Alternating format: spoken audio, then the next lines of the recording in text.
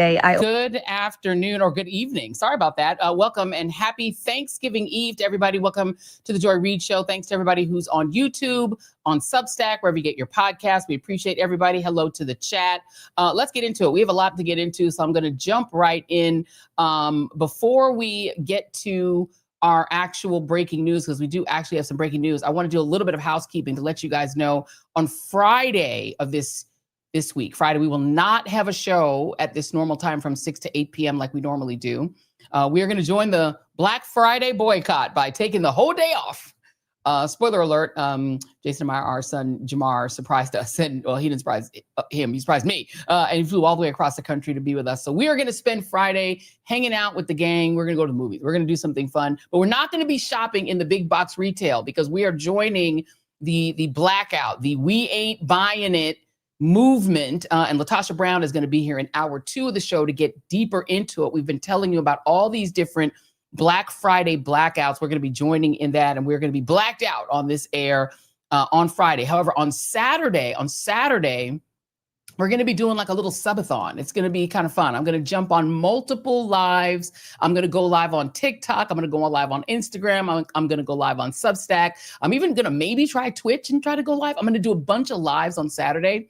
It's Small Business Saturday. We're a small business. So we're going to go live, encouraging people on all my different social medias to follow us here and join the Team TJRS family and subscribe here on the YouTube channel and on Substack. I want to announce we got to 360,000. We've crossed 360,000 subscribers on YouTube, and we've crossed 188,000 subscribers on Substack at Joy's House. So a lot of great new friends and fam, but we want to increase that. We want to get, the 1.3 million people who follow me on IG and the 800 some odd thousand on TikTok, join us, come hang out with us. Cause it'll be fun. That'll be Saturday. So that is that piece of sort of housekeeping.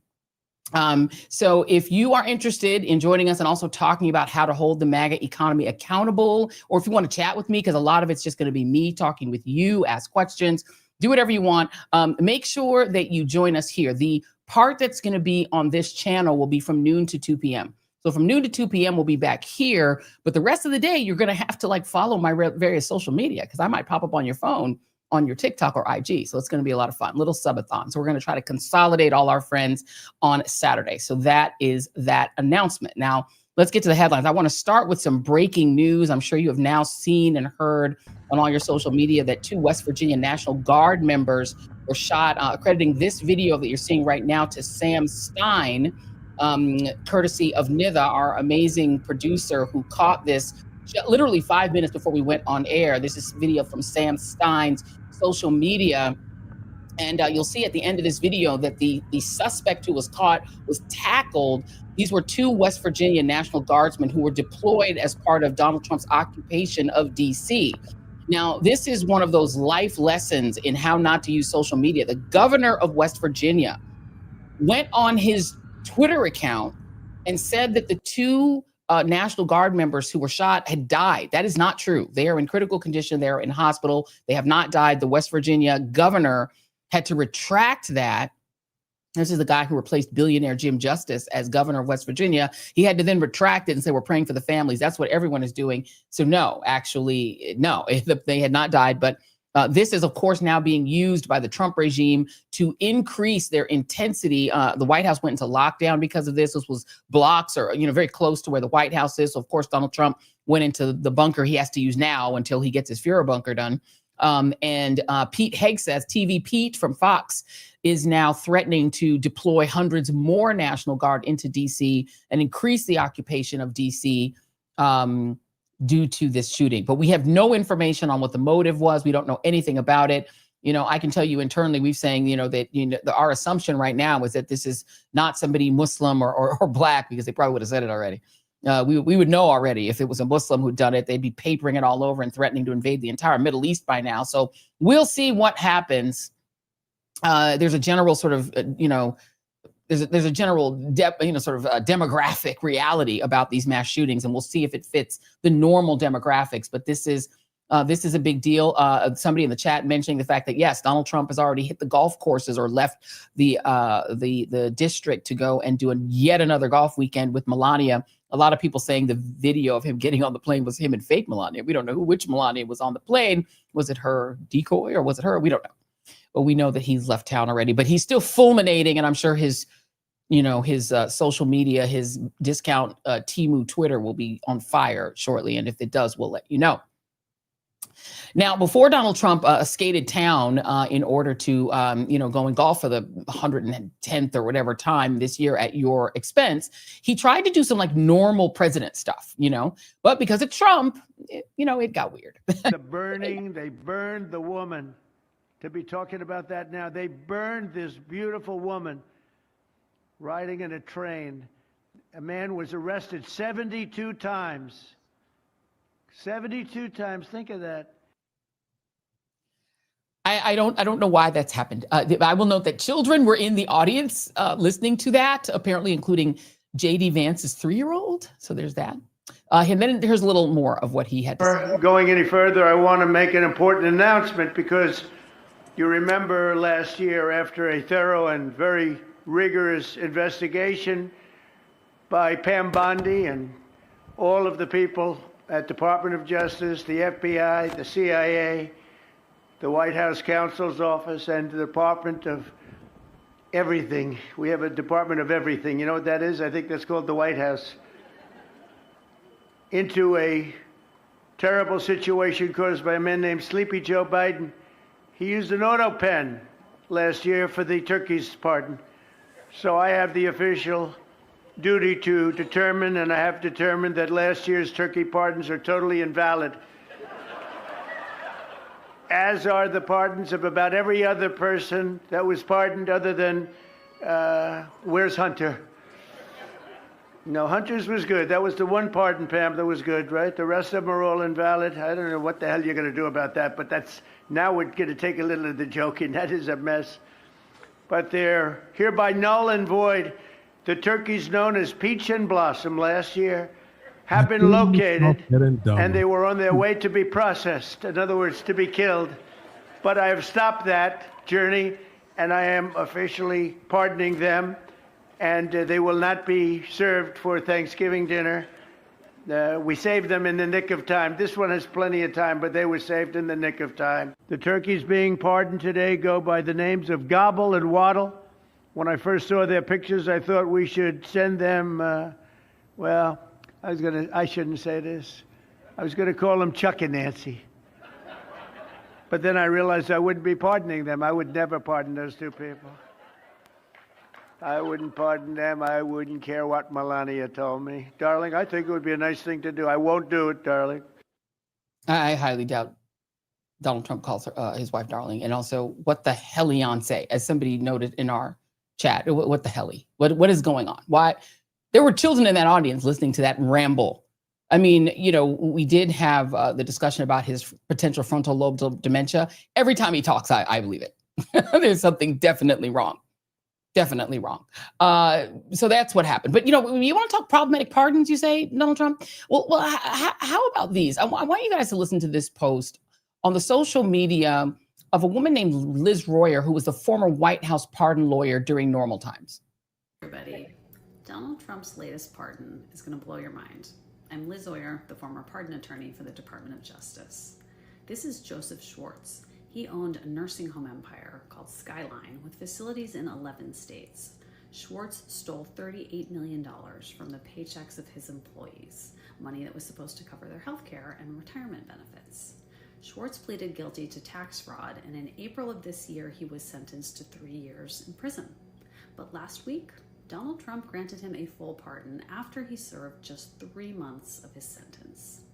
This is a strange pardon even for Trump, because back in April, Trump's hand-picked U.S. attorney, Alina Habba, issued a press release publicly thanking all of the agents and investigators who helped put Schwartz in prison. So why did Schwartz get a pardon? Trump hasn't told us, but here's what we know. Earlier this year, Schwartz paid 2 lobbyists $960,000 to seek a pardon for him. We know that because the lobbyists filed this disclosure form, which is required by law. So who are these lobbyists? Their names are Jack Berkman and Jacob Wohl. They are far-right conspiracy theorists and convicted felons. They're known for elaborate scams, including several failed attempts to frame public figures for phony sexual assaults. During the 2020 presidential election, Berkman and Wall ran a voter intimidation campaign targeting Black communities. They made tens of thousands of robocalls spreading disinformation intended to scare people out of voting. They were convicted of felony election fraud charges in Michigan and Ohio. They were also fined over $6 million by federal and state authorities. But now, things are looking up for these two con artists. Trump's pardon of Joseph Schwartz has put nearly $1 million into their pockets.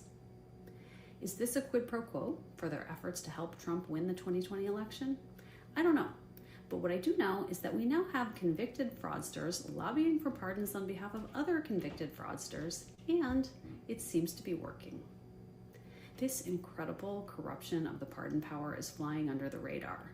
You can help raise awareness by sharing this post and by asking your elected reps to demand accountability for presidential pardons. Thank you, Liz. We appreciate that. And I did just that, shared that post. So complete corruption. Surprise, surprise. That's what Donald Trump is doing with his pardon power. I want to note, just reading this, that a judge in Georgia has now dismissed the historic racketeering case brought against Donald Trump over his efforts to overturn the loss in Georgia to Joe Biden. Remember what he said? He won 11,000 some odd votes. Well, they've thrown that case out. After Fonnie Willis got pushed out by a bunch of incredibly gross machinations regarding her social life. The new prosecutor came in, moved for dismissal granted.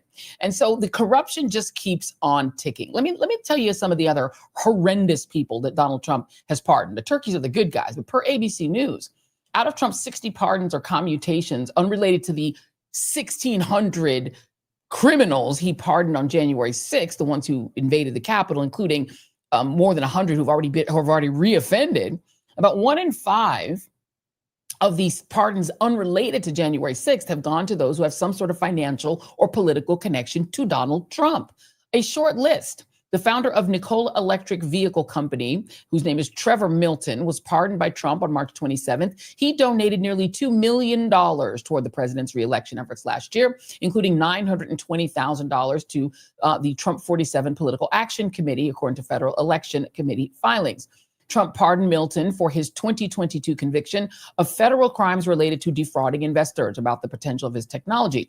There's a guy named Imad Zuberi. On March 28, Trump commuted his sentence. He's a venture capitalist and major political donor who was sentenced to 12 years in prison for violating campaign finance and tax laws and obstructing an investigation into Trump's 2017 inaugural committee. Zuberi has donated to both Democrats and Republicans, but following the 2016 election, he donated at least $800,000 to committees associated with Trump and the Republican Party. A Nevada Republican who was pardoned on April 23rd, Michael Fiore, was awaiting sentencing on federal charges that Michelle Fiore, sorry about that. She was awaiting sentencing on charges that she took money earmarked for a statue to honor a slain police officer and instead used the money for personal expenses, including plastic surgery. A longtime Trump supporter, Fiore, during her run for governor of Nevada, ran an ad touting that she was one of the first elected officials to announce that she was endorsing Trump in the lead up to the 2016 election. Of course, there's Rod Blagojevich, who was on The Celebrity Apprentice. Trump pardoned him in February. The former Illinois governor had been sentenced to 14 years in prison before Trump commuted his sentence in 2020. In 2011, Blagojevich was convicted on 17 counts of corruption, including an attempt to sell then President Barack Obama's vacated Senate seat after he won in 2008. Of course, Blagojevich supported Trump in 2020 and in 2024. And of course, there was that appearance on Celebrity Apprentice. There's Michael Grimm, who served in Congress from 2011 to 2015, who pleaded guilty in December 2014 to aiding and assisting in the preparation of a false tax return. He served 7 months in jail, a month of house arrest, and 200 hours of community service. He was publicly a public supporter of Trump and has served as an on-air personality for the conservative news channel Newsmax. Last September, Grimm was paralyzed after being thrown off a horse during a polo tournament. There's a guy named Devin Archer and a guy named Jason Galanis. They're two former business partners of Joe Biden's son, Hunter Biden, and both accused Joe Biden's son of improperly leveraging his father's political power to broker overseas business relationships which wasn't true, but it was something Trump constantly said. Archer, who was granted a full pardon, was sentenced to more than a year in prison for defrauding a Native American tribal entity in 2022. Trump commuted the 189-month sentence of Jason Galanis, who was serving time for his role in multiple fraudulent schemes. Let's go to Todd and Julie Crisley. He pardoned them on May 28. The couple became famous for their show Crisley Knows Best, and who were sentenced in November 2022 to a combined 19 years in prison on charges including fraud and tax evasion. Todd Crisley was sentenced to 12 years in prison, 16 months of probation. Well, Julie was ordered to serve 7 years in prison and 16 months of probation. Their daughter, Savannah Crisley, appealed to the Trump administration for pardons for her parents and spoke at the 2024 Republican National Convention. Paul Walchak, the president in April pardoned Mr. Walchak, a Florida businessman and nursing home executive who pleaded guilty to tax crimes last year. Prosecutors argued that Walchak withheld more than $10 million from his employees' paychecks and used that money to buy luxury items, of course, for himself, including a $2 million yacht. He was sentenced to pay $4 million in restitution and serve 18 months in prison before Trump pardoned him. I could go on. Walchak's pardon application stated that his mother, Elizabeth Fago, had donated and raised millions of dollars to Trump's presidential campaign. The Times also reported she recently attended a major fundraiser at Mar-a-Lago, though it was unclear if the donation happened there. Scott Howard Jenkins, Trump pardoned him on May 28, one day before he was set to report to federal prison. The former Virginia sheriff had been convicted of federal bribery charges and sentenced to 10 years in prison. Jenkins lobbied the administration for a pardon, and after he was pardoned, Ed Martin, who is the U.S. attorney in D.C., tweeted, "No MAGA left behind." And there's also a GoFundMe for him. I'm not going to tell you what it is. Brian Kelsey, a former Republican Tennessee state senator, pleaded guilty to an illegal campaign finance fraud scheme. Kelsey repeatedly accused the Biden administration of weaponizing the Justice Department, a favorite line of Trump's. "God used Donald Trump to save me from the weaponized Biden DOJ," Kelsey wrote on X Twitter, announcing he, too, had received a pardon. Kelsey told the New York Times in an interview that 3 Republican members of Tennessee's congressional delegation, Mark Green, whose seat is up right now, that's Tennessee 7, where we had the young lady on, Ms. Bain, Chuck Fleischman, and Andy Ogles all wrote letters in support of a petition for that pardon, and they claimed that he was victim number 1 of political persecution. Kelsey also donated $15,000 to the Trump 47 committee last year. And that's before he gets to the diddler and Ghislaine Maxwell. Now, Trump also might need to think about some pardons that look forward to the future. Let's talk Kash Patel. Kash Patel, the guy who, he took this very awkward photo. There he is trying to show his support by taking one of those awkward thumbs up photos that all the pardonees have to take. It's like being in a mafia. You have to take the photo. But this is the guy, Kash Patel, who has not released the Epstein files, even though he said that it's the FBI director who could do it. But he's prosecuting like 19 people in the NBA, all black men, of course, claiming that they're the real mafia. Meanwhile, he's using federal SWAT teams as personal security for his girlfriend, aspiring country singer Alexis Wilkins, and apparently getting heated when they won't do it. He's partying in Las Vegas with Kristi Noem. Here she is. She's the one who the Justice Department, the Injustice Department, I should say, has confirmed authorized that rapid removal of 100 Venezuelan men to send them to that nightmare prison in El Salvador, even though a federal judge explicitly ordered her to keep them in the United States. That acknowledgement, per ABC News, was revealed in a new filing, and it responds to U.S. District Judge James Boasberg's demand for clarity about who it is that directed the March operation, an effort he has indicated may amount to criminal contempt. The deportations took place shortly after Trump invoked war powers to classify the men as members of a transnational gang, a move that allowed them to be expelled with almost no legal review. So there it is. Trump pardons turkeys who rightly should be able to go free and live their lives, jokes about naming the turkeys after 2 Democrats he doesn't like, implying otherwise they'd be slaughtered, I guess, on the same day the 2 National Guardsmen were shot. And then he's claiming that Biden's pardons were bad while he's pardoning a bunch of people who pay money to his friends, maybe to himself, and who are fraudsters. Got it. Meanwhile, MAGA continues falling apart. White Lives Matter activist Candace Owens and crazy person Alex Jones are now wigging out at the regime.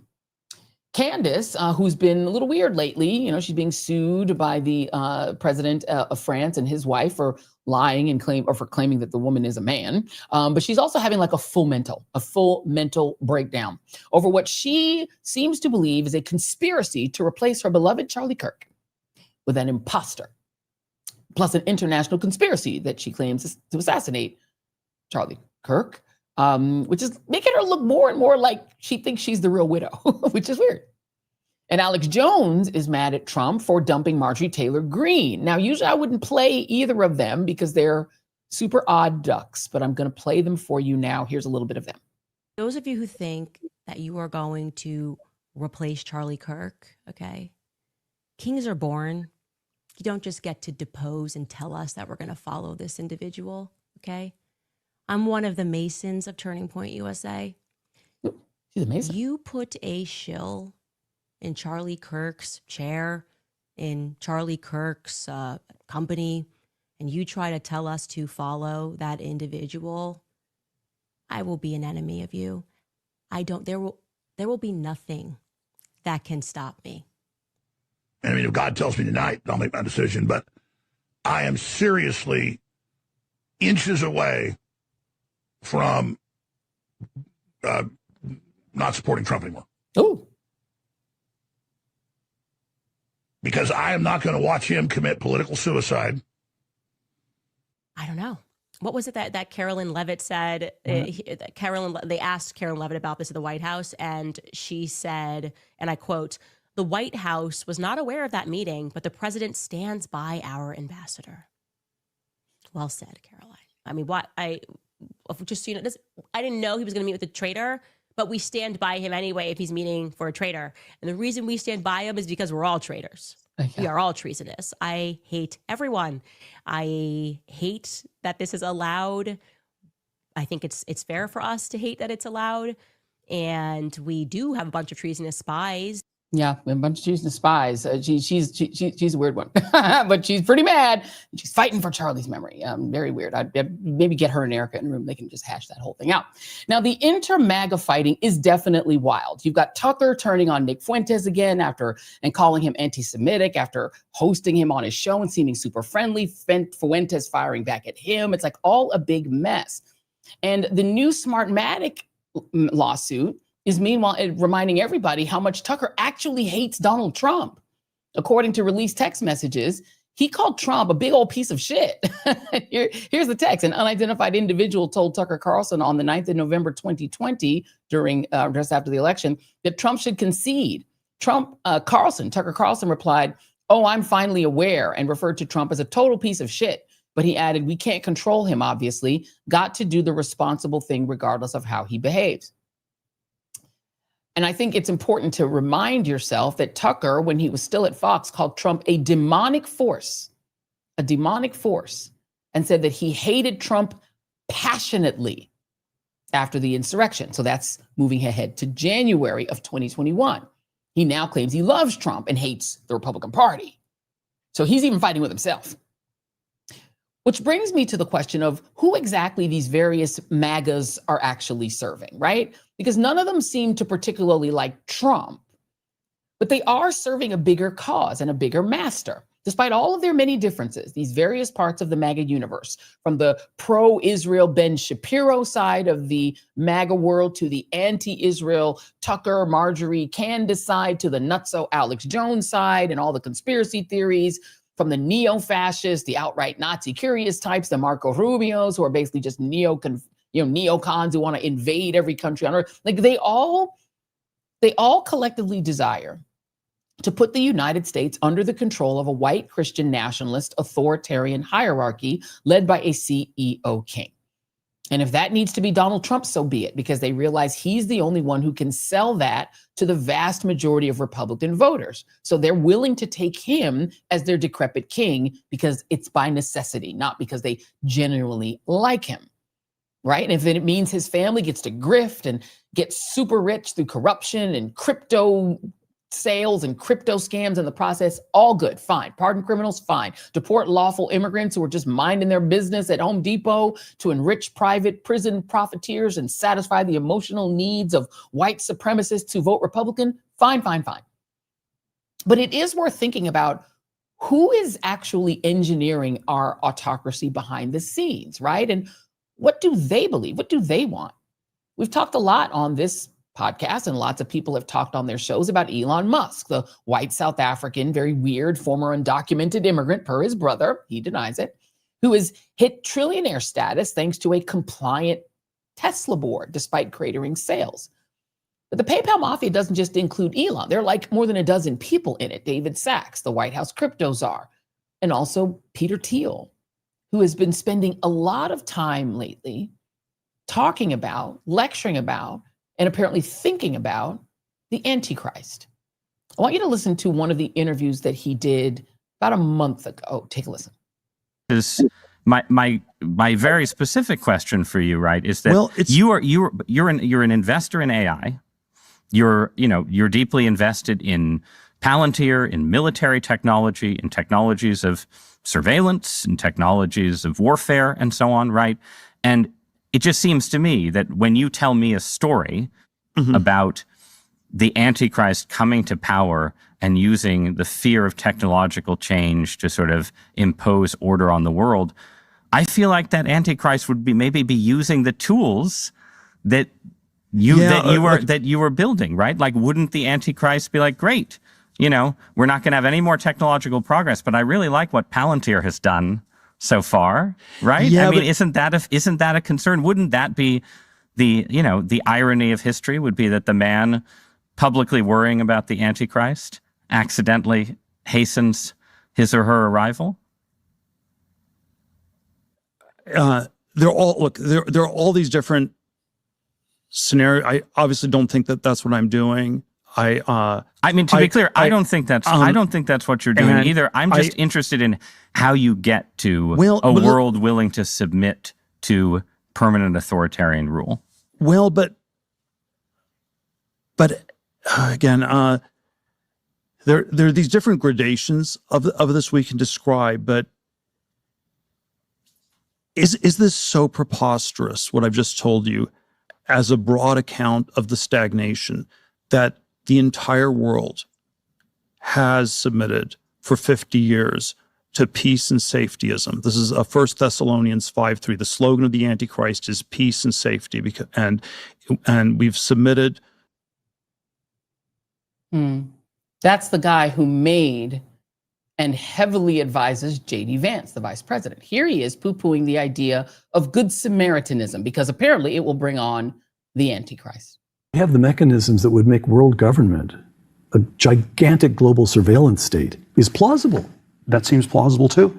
And then I think, again, to come back to the Soloviev-Benson plot hole, on its own, they both seem not that desirable. Why would we have a crazy surveillance state? Why would we, why would we do this? But if you're scared enough of these things, that's the weapon. And this is sort of where my speculative thesis is that if the Antichrist were to come to power, it would be by talking about Armageddon all the time.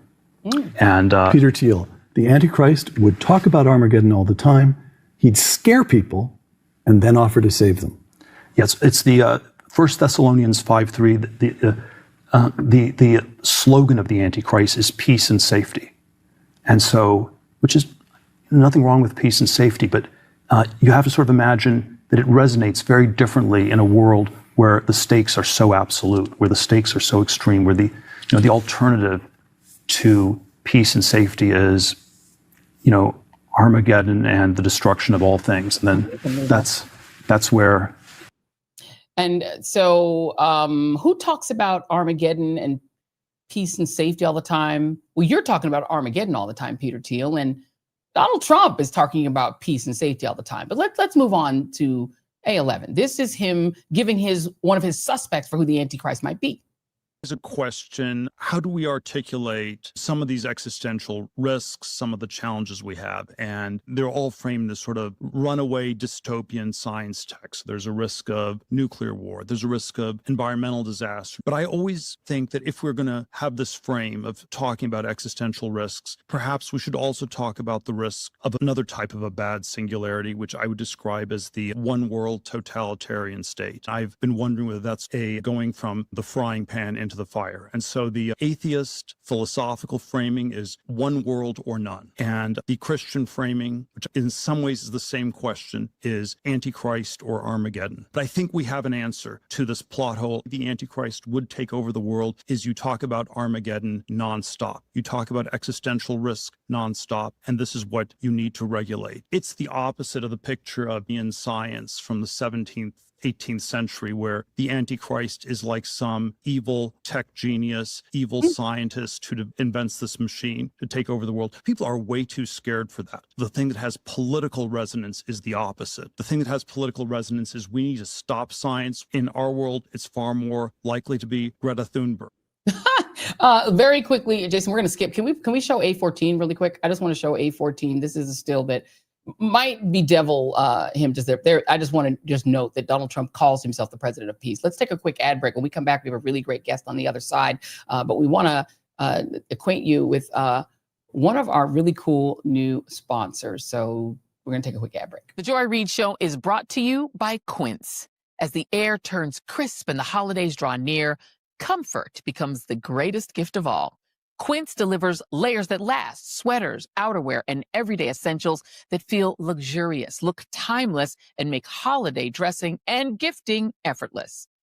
Quince has it all. $50 Mongolian cashmere sweaters made for everyday wear, denim that never goes out of style, silk tops and skirts that add polish, and down underwear built to take on the season. Perfect for gifting or upgrading your own wardrobe. Honestly, Quince Italian wool coats are at the top of my list. The cuts feel designer and the quality feels high-end, just like the highest-end brands, but without the high-end markup.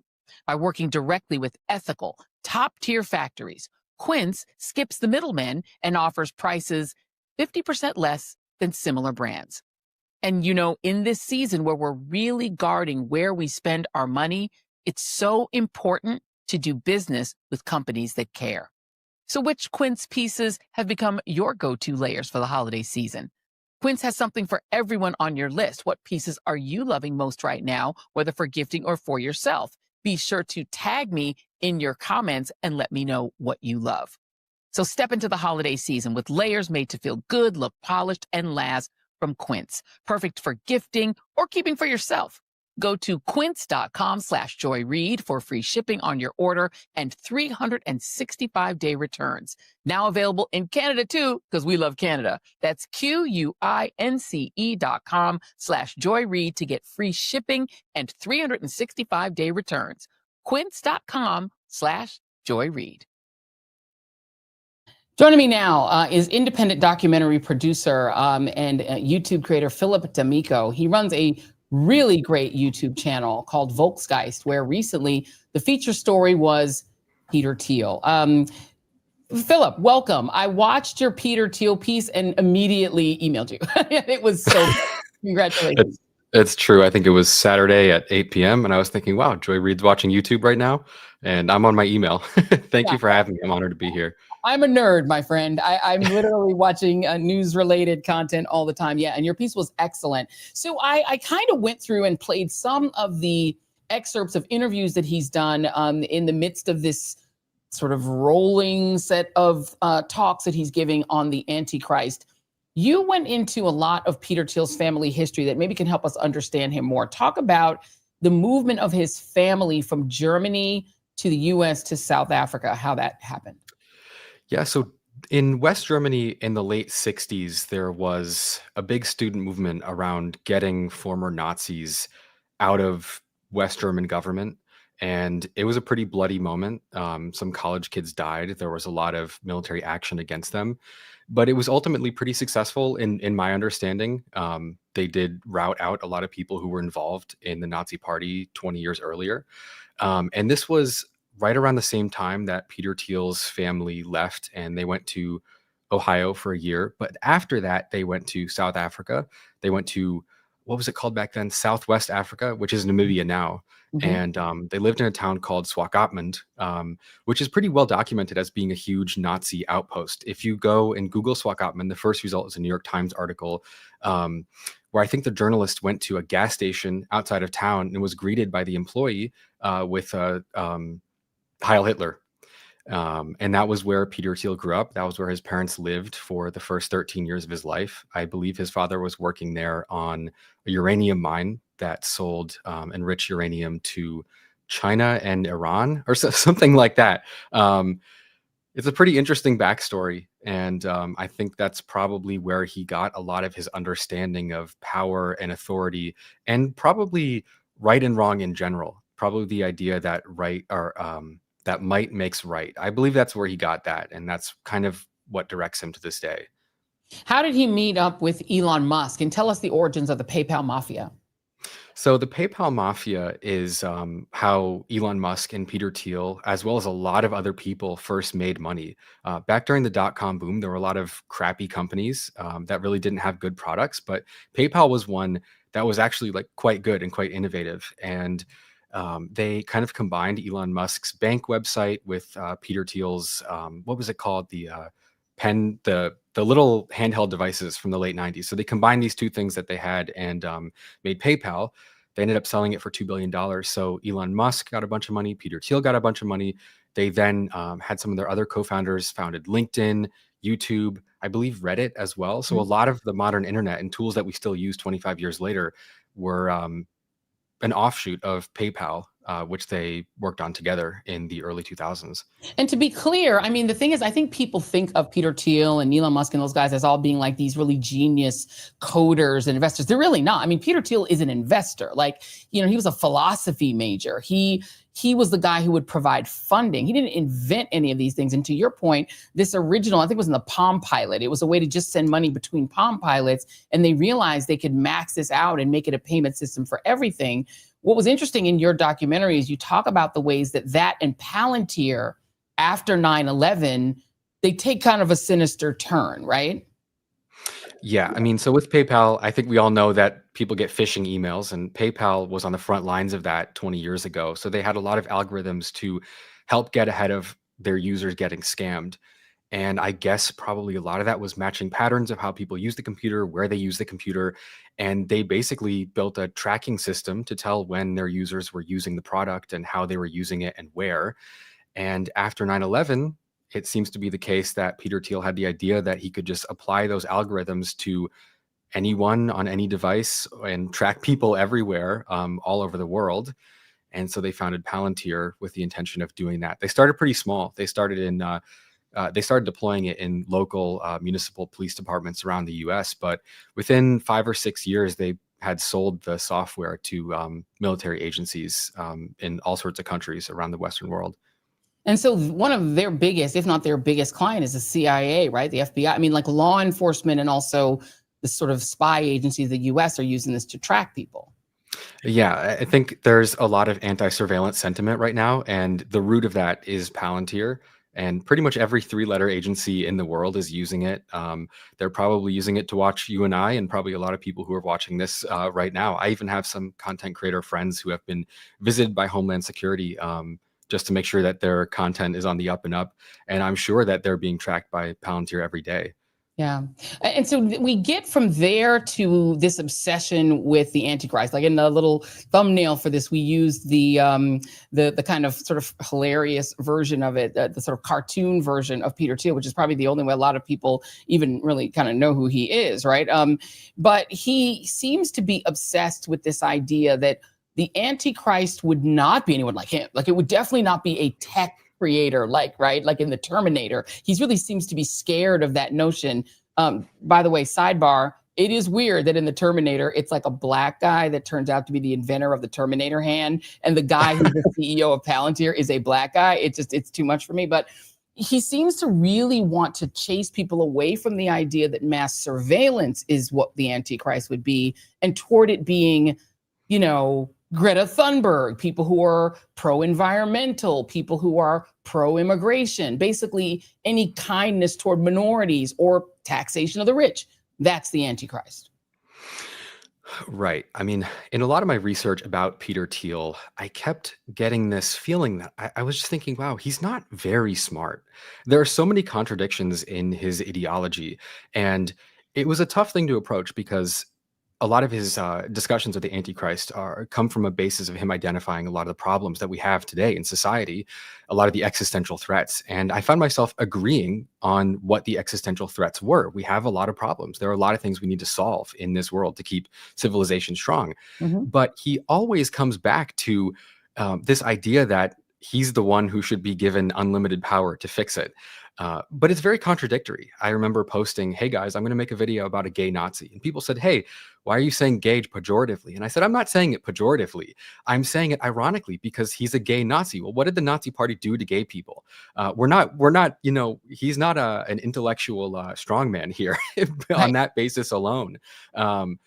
And I think that his Antichrist obsession is very similar. It seems to be that he's just really trying to find a strange way of justifying his own desire for just more money, more power, more control. I think when you have that much money, there's really no way to spend it all. And so it becomes this pathological need to just accumulate more and more, even if you're willing to shake the basis of our civilization for everybody just to get it done. And he seems terrified of being taxed and regulated. Like he seems to think that taxation and, him not being able to hoard unlimited wealth, that is the key to bringing on the Antichrist, to the point where, let me play this for you. This is A15. This is him, a very brief comment that he made about the previous Pope Francis. I'm not Catholic like you, and I always have a 2-word rebuttal of Roman Catholicism to all my conservative Catholic friends. It's just Pope Francis. And Pope Francis, that is his rebuttal about Roman Catholicism. And I will note that J.D. Vance, who he created, is a Roman Catholic. He's a converted Catholic. And I was reading today on this on a Substack called Letters from Leo, that J.D. Vance is at it again with the current Pope, Pope Leo. And at least according to Letters from Leo, telling J.D. Vance he shouldn't listen to Pope Leo, who, like Pope Francis, is very, very out front on pro-immigrant, respecting the dignity of immigrants, and on believing in climate change. And he's basically telling J.D. Vance, don't listen to him. Talk about his influence over J.D. Vance, and would J.D. Vance listen to this? It's tough. It's interesting. I was raised Catholic, and I've seen that in the last couple of years. A lot of people have started to try and weaponize Catholicism for their own political means, especially ultra far right people have tried to really influence the Catholic community. And I think that J.D. Vance in general it's interesting that he's doing that because it's emblematic of his career at large. He seems to be someone who wants power by any means necessary, judging by how many times he's switched positions and the influence that Peter Thiel had over him as well. It was reading what J.D. Vance said about Trump before running for senator in Ohio, and then seeing how quickly he changed in the span of a year is incredible. And as someone who wasn't necessarily paying that much attention, I would have thought that it happened on a much larger time scale. But he only served half a term as senator in Ohio. Isn't that correct? Yeah. So he's really just the definition of a complete and total sellout. I mean, I admire it because I'm not that good of an actor. I wouldn't be able to do that if I wanted to, but no. It's pretty disgusting to watch. And the thing about it is that J.D. Vance, as you point out in this documentary, which I'm gonna link to it, by the way, y'all, in the chat, so that you guys can watch the whole thing after this show, is that you make it very clear. I mean, J.D. Vance would not exist as a public figure were it not for Peter Thiel. He essentially created the J.D. Vance that we know now. He took this guy who was like, I'm Mr. Appalachian, turned him into whatever he is now. Yeah, he was Mr. Appalachia. He wrote the book, sympathizing with people, explaining the Trump phenomenon from the working class perspective. But right after that, Peter Thiel gets him a job working in Silicon Valley. He does a whole bunch of nothing, makes millions of dollars, and then mysteriously pops up as a Trump supporter when he was anything but that for 5 or 6 years beforehand. It's pretty fascinating to see, and I'm wondering how that's going to affect if he goes for the presidential seat in a couple of years. It is a question. I'm going to come back to that in a minute, but I want to just read one other thing and see if this surprises you. You didn't get into this aspect of it in your documentary, but maybe if you do a part 2, it might be worth exploring. There's an email between Ehud Barak, the former prime minister of Israel, and Jeffrey Epstein, the late Jeffrey Epstein, that's dated April 28, 2014, in which he says, Jeff, this is Ehud Barak talking to Epstein. Jeff, thanks. Peter Thiel could be very interesting, but I'm flying to Europe next time. He's responding to Jeffrey Epstein saying, I have Peter Thiel on the 19th in New York, if you like, as well as the former president of the Maldives. And this is essentially a dinner invitation, I guess, that he's including Ehud Barak in, where he seems to be connected to Peter Thiel. Would it surprise you if Peter Thiel had been connected in some way to Jeffrey Epstein? And I'm not accusing him of doing anything illegal, but that they were connected. No, I'm sure they were. I mean, Jeffrey Epstein, from all the reports I've read, made it his business to know everyone he could, even though he put a lot of people off by also being not that smart and not that interesting and not having too much to contribute. And I'd love to be a fly on the wall in these conversations. So I wouldn't be surprised at all. Let's talk about sort of what Peter Thiel seems to want. When you doing all this research, did you get a sense of what it is at the end of the day that he wants America to look like? Well, I think I got an interesting perspective after I put out the video. I got a lot of comments and emails from people threatening me, and I got the sense that he has a lot of fans. I think he has a lot of people who are projecting their own gripes with reality onto whatever he's saying. I think probably what he wants is very little regulation, very little taxation. But it was more interesting to me how people applied their own struggles to what he's saying, because clearly your average YouTube commenter isn't super concerned with the progressive tax rate on the top 1% of people in America. That doesn't really affect them, and it never will. But it's interesting how someone like Thiel is able to frame his greed in a way that makes other people feel like it somehow applies to them. And I really do wonder how far we'll go with this. Are we truly willing to sell out the democratic foundation of our country for a couple of guys who seem ultimately antisocial and rather stupid? It's hard to tell what he wants, but I think that's probably just because he doesn't really know. I'm guessing he's mainly interested in making more money and maybe buying a couple more senators. I don't think it really goes much deeper than that, because if it did, he probably would have invented something really cool by now. Although even in his early career or the last 30 years he's had of investing and founding companies, he hasn't. Yeah. I meant to say this earlier, but the more research I did on his early work with PayPal, the more it kind of reminded me of the Bitcoin craze, where I think that time in tech, there were a lot of people founding companies that had no real product and didn't make money. And Peter Thiel was one of those guys who got super lucky because it was a good enough concept, although he didn't do any of the work on it.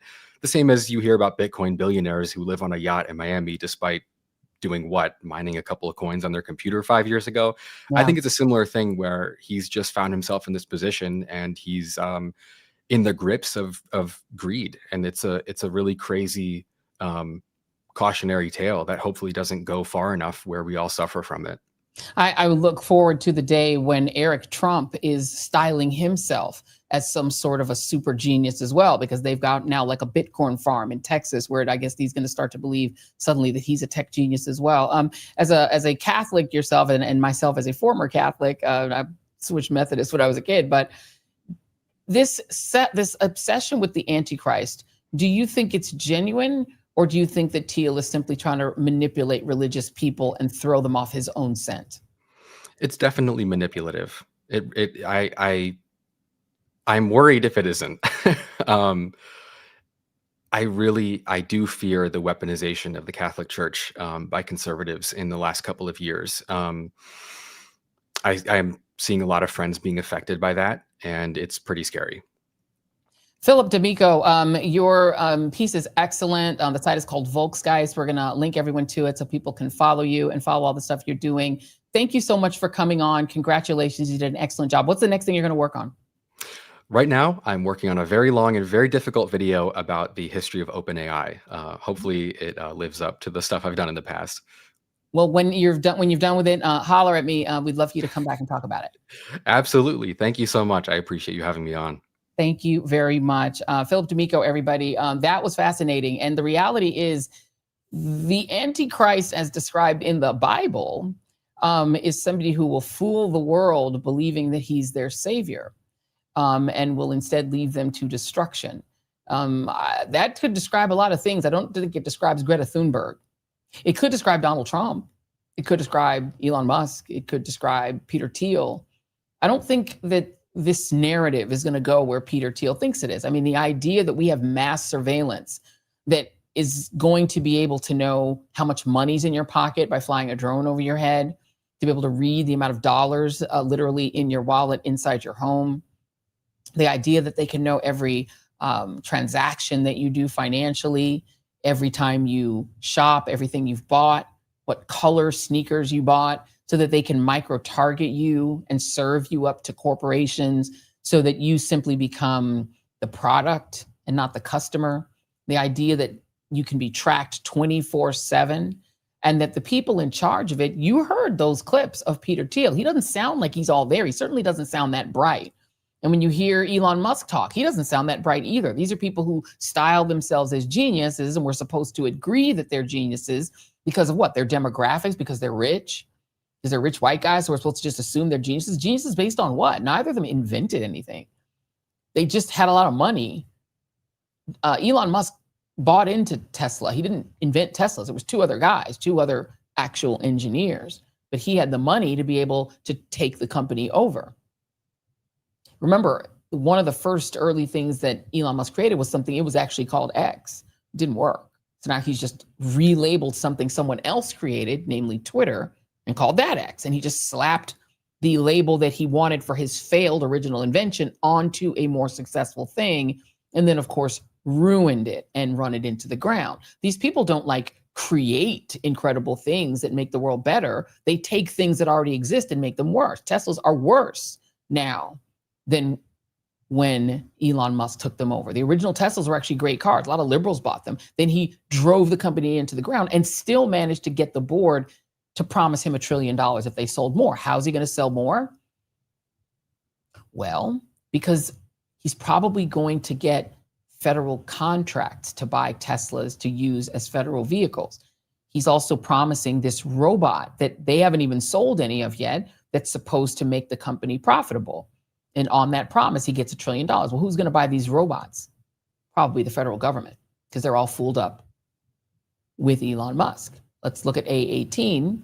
If we can throw that up, Jason. The Trump administration is buying private firms. They're actually taking your money and pumping it into private firms. Well, how Xi Jinping communist China of you? That isn't normal capitalism. That is the federal government becoming a part owner of companies that they say are companies that act in our somehow national security interest. So the administration, the regime is going to own parts of those companies. I'm sorry, why? That doesn't sound like even capitalism. That is a sort of crony gangster capitalism that's more at home in China or Russia than here. They're warping what our country is and then using this idea that they have to do it to stop the Antichrist, that they have to do it. They have to do this to you. They have to do mass immigration and mass detention. No, not because private prison companies paid them campaign money and now want their money back by being able to detain a lot of brown people, and that they can't do it to anyone but brown and black people because white people wouldn't accept it. So they've got to detain a lot of black and brown people and put them in as sort of the food for these private prisons. It's not because of that. It's because you have to stop the Antichrist. You have to stop the evils of mass migration, the evils of an open border. An open border is the thing. You have to stop it. So we have to do these cruelties. We have to bust into people's homes and drag the lady who sells arepas on the corner out and throw them into a doomed detention or ship them off to El Salvador for $25,000 a pop. We have to do that because they make this religious argument that we must do it, because if we don't do it, you're going to get got by the Antichrist. That the Antichrist is empathy. The Antichrist is kindness. The Antichrist is empathy toward trans people. That's Antichrist behavior. Anything that is Anything that opposes the idea of billionaires reaping unlimited wealth with zero taxation and no regulation, anything that stops that, that's the Antichrist. That's what Peter Thiel is selling. That's what they're all selling. They're all selling it under the guise of this new weird religion that worships tech overlords, and they all agree. They don't agree on a lot. They don't agree on Israel. They don't agree on certain, except for they love the Israel part that's colonization, right? Religious-based, ethno-nationalistic colonization. They definitely like that. They like that about Israel, that it's an ethno-state, a religious ethno-state, and that it's, you know, they like that part. And they like the colonization part. That part's cool. But they don't like foreign. They don't like giving money to foreign countries. So they differ on that, but they don't disagree on the colonization piece. You have to really pay attention to what these people are doing and saying, because while they disagree with each other and they fight with each other on the small things, on the big thing, they agree. They want the country to be run by a white Christian nationalist autocracy, because that means a small number of people get really, really rich and become trillionaires, and everyone else is fodder and food. Everyone else is meat. They all agree on that. They all agree on this dark enlightenment bullshit that this small group of elite technocrats should run the country because somehow they're smarter than everyone else. Sorry, if you all are so superior, why does Twitter keep going down? How come all of your grand tech creations half the time don't even work? Why do they have outages? They're not perfect. If you guys are so smart, why did you create stuff with so many glitches? Why did Elon Musk get busted with foreigners pretending to be Americans on his platform? They're really not that smart. They're just really, really rich and really, Could it really be greedy. that they are human like everybody else? Exactly. They're just people. But they want us to believe that they are Superman. But Superman was not human. Superman was from another planet. Superman, when he dressed as a human, was weak and cowardly, as they point out in Kill Bill. Superman wasn't a person. He certainly wasn't an American. He was from Krypton. None of these people are Superman. They're just regular humans from the Earth. And so they're not superior. Superman's not even real anyway. And he's not even real. Even if he was real, he wouldn't be from here. And he would be an alien who'd probably get detained by ICE. So that's where we are. We are being run by a group of people who are warping and using religion as a crutch in order to get you to go along with the idea that we're simply going to have overlords, lords and serfs. That's what they all agree on.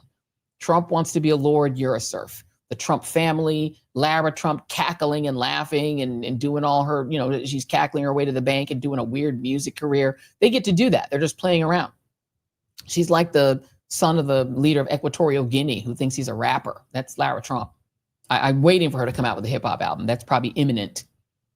And they'll all, you know, all the billionaires and all the billionaire celebrities will all go to parties and pat her on the back and tell her she's brilliant and a genius. And then she'll start thinking she's a genius. I'm sure Eric Trump, who's like the dumbest person in the Trump family, probably thinks he's a genius because now he's got a, you know, he's got his crypto farm in Texas. So he probably is now styling himself as the next genius that we're all supposed to agree is super smart. And we know he's stupid. We've been seeing Donald Trump Jr. talk. Are we supposed to now think he's smart too? No, none of them are smart. None of them are intelligent. And to the point where they have to remove all of the smart women, gays, blacks, and brown people out of the places where they are because they're all Pete Hegseth. They're not superior. They're the opposite of that. These are substandard minds and substandard intellects who the only way that they can claim superiority is to get rid of the superior people and put all mediocre people all in place so that they're all basically equal. Someone in the chat asking, did anyone see Laura on Bill Maher? Well, I've got a clip of that coming up in hour 2, and that's coming up in 2 minutes. We've got a little clip. I didn't want to do too much because I've already played a lot of Trump for you guys, and it hurts my head. It gives me a headache. Your head. Everyone's head. And can't spell apartheid, said somebody in the chat. Yeah, because in apartheid, mediocre people who were European could lord it over even the most brilliant African, Black African, because they had the guns. And so they could all pretend that they were all super superior. They weren't superior. They just had guns. The same way the indigenous Americans, they weren't inferior to the Europeans. They just didn't have any guns. And so since they didn't have any guns, they lost. And they lost the country. Same with Palestinians. Nothing wrong with their intellects or their ability or their sense of civilization. They just don't have Western European weaponry, whereas the immigrants from Europe had them. It was just like a natural thing of people who were Jewish in that region to dominate the other side. The Mizrahi would have done it, but they didn't, because they didn't have the guns either. It was when the Europeans came over and they're like, we got this. That's how that happens. And colonialism always does it, claiming they're doing it in the name of God. That isn't new. That's why that doesn't move me at all. I've got a quote from the chat. Joseph Chamberlain 3681 throws 5 in the till. Thank you very much for that. And says, MAGA's popularity is astroturf. When Elon showed where all the accounts were located, it became incredibly clear. Amen, amen, amen. They have to pretend that they're popular because what they do is hated by everyone. There's a Pew poll out right now showing a majority of Latinos really dislike Donald Trump. He's super unpopular with Latinos. That Latino was paper thin. It was literally based on money and finance, and they thought he was going to get him some coins. He didn't. They hate him again. Young men turning on Trump big time because they can't afford anything. Welcome to hour 2 of the Joy Reid Show. I want to remind you guys again, we will not have a show on Friday. We are joining the Black Friday boycott, taking the whole day off, going to the movies. Throw in the chat what movie you think we should see. I feel like we should see, what is the movie about the Wizard of Oz? What's the name of the movie about Dorothy and the Wizard of Oz? I want to see that. The prequel to Wizard of Oz. I want to see that. Wicked. I want to see that. I think that should be what we see. But you guys can throw in the chat what movies you think we should see. Support a local theater. They're having a really hard time. I don't know if I want to go to the movie. I think I might stay home because I don't want to support the movie theaters either. Well, the movie theaters aren't involved in the boycotts. So the movie, what we're Hollywood is though. Well, that's true. That's true. I think you got to think about it. Everybody has to do it their own way. But one thing I won't be doing is shopping on Black Friday. That is not something I'm going to be doing. And on Saturday, we're going to do a small business Saturday, timed and themed subathon, we're calling it. Our son who's come from California said, don't call it a subscribe-a-thon, Mom. You sound like an auntie. Say subathon. So we're going to say a subathon. And I'm going to be jumping on all my different social media. So keep your phone handy. I'm going to be on my TikTok. I'm going to be on Instagram. We're going to do Substack. I'm going to try Twitch. I'm going to see, but I'm scared a little bit of Twitch. But we're going to do these at various times throughout the day. I'm going to take a lot of breaks also on Saturday because we're just hanging out with the fam, doing fun stuff. But I want to also do 2 hours here from noon to 2 p.m. And on that one, we're going to have on some really great folks that can talk about Small Business Saturday. We want you guys to think of some alternative to spending your money with the big boys. Forget Target. We're already boycotting them. Forget Home Depot. They're really hurting financially, by the way, because the boycotts are starting to bite. Because the only thing these billionaires understand is money. They do not understand morality. You can't quote morality to them. They have no empathy. You can't quote real Christianity to them. You can't quote real religion to them, real Judaism, real Christianity, real Buddhism. You name the religion, they don't believe in that. They believe in money. They worship money. And so the only way you can talk to them and speak to them is in terms of money. So if you really want to impact MAGA, you've got to hit them in the pocketbook. Look at what ABC did when people took away those ESPN subscriptions. They were like, oh, put Jimmy Kimmel back on. They do not respond to moral arguments. They only respond to cash money. That's what Dr. King understood in the end. It's why they killed him. Because he was finally saying, you know what? I'm not going to try to give you all morality anymore. We put the young kids in their Sunday best and you fire hose them. Now you need to talk cash to us. Speak to me nice. Talk to me nice. Talk to me with money. Give us jobs, give us money. And if you don't, we won't spend money with you. That's the only thing they understand. Somebody said, why y'all are scared of Twitch? We don't know, because Twitch I've heard is a little bit, it's spice, but it might not be the spice I like. I like spice like I like the spicy whites. I like a certain kind of spice. Or like the spice in the food. We like that. Now, if you're interested in bonding around holding the MAGA economy accountable, you definitely want to come chat with me. We're going to just make it an AMA. We're going to talk to a couple friends. So it's going to be great because we're going to recruit everyone over to Team TJRS. So we're still trying to climb. Thank you for our 360,000+ subscribers. We appreciate it. Big ups, by the way, to Don Lemon, who hit his million. Don Lemon hit his million. Big up to the Don Lemon Show. I know we have a lot of lemon heads who hang out here in the chat. So big up to the lemon heads. Y'all hit 1 million. We're super, super proud. Let's go on to hour 2 of the show. Let me play you guys this. This is Bari Weiss, the woman who's now in charge of CBS News, which is terrifying to me. Here she is talking about the kind of voices she wants to elevate in her new role. All of us see the moment that we're in.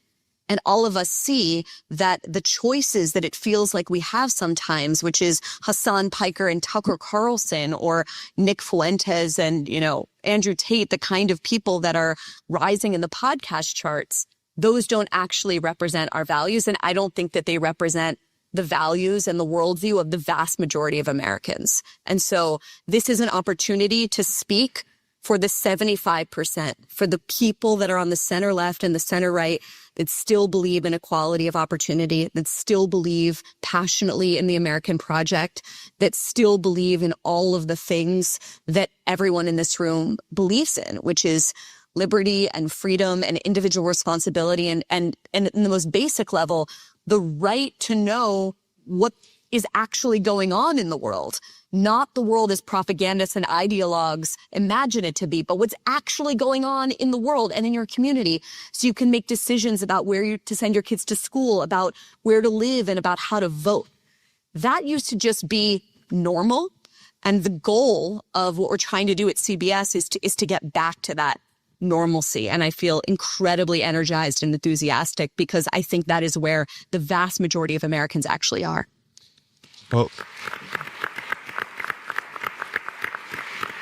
so that articulation of that set of goals to speak into the lives of the 75%, how are you going to do that? What's your strategy for success? So I think one of the problems is a lot of people have tried to do centrist news. I know this because I am like the target audience for those things. And the reason that they have all failed is it's like trying to force feed spinach down someone's throat, right? It's felt very like tofu, oatmeal. It's like centrist news is choosing the midpoint between every single topic. It's felt like an absence of charisma and identity. And I, as nostalgic as people might be for an era in which 30 million Americans every night watched Walter Cronkite and saw him as the voice of truth, and I understand why they're nostalgic for that, we're not going back to that. So how do you build trust in a moment of unbelievably low trust in all of our public institutions, especially the mainstream press? I don't think it's by pretending like we can go back to having a view from nowhere. I think it's about who's in the room, right?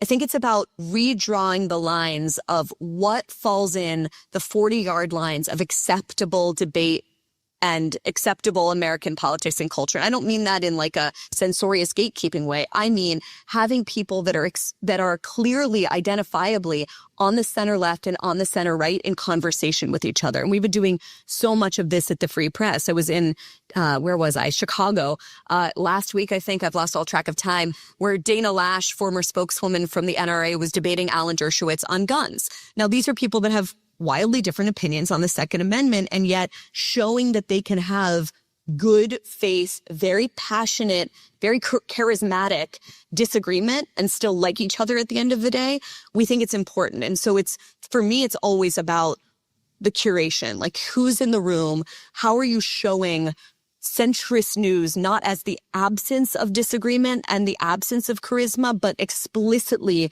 charismatic and disagreeable, and yet doing it in good faith. And the other way you do it is, by being really honest with your audience. Like, okay, let me just unpack here a little bit. She says she wants to redraw the 40-yard lines of what acceptable debate is. Dana Lash and Alan Dershowitz are the scintillating, riveting voices she thinks are what is needed. Seriously? You mean Alan Dershowitz, the guy who repped Jeffrey Epstein and wrote a piece about lowering the age of sexual consent, that guy? And Dana Lash, the former NRA spokesperson, that's the center left and center right? Are you serious? What do all these people have in common? I'm just going to guess what they have in common is that they are ardently pro-Israel. And that is what she believes is acceptable. That's what's in the 40-yard lines of acceptable debate. What's not in the 40-yard lines of acceptable debate is saying that Palestine should be a state and that Palestinians deserve to not be bombed into smithereens using American bombs weighing 2,000 pounds. That's not acceptable because CBS is morphing into a place where you can't get real news about the fact that Israel's actually still bombing Gaza. That's not going to be in her 40-yard lines of acceptable debate. Because what they're doing is there is this concerted effort of conservatives. She calls herself a centrist. Seriously, ma'am, you're not a centrist. You were booted out of the New York Times because people couldn't stand you over there, but you were definitely not a centrist. She's talking about people who care about equality of opportunity. She's vehemently anti-diversity.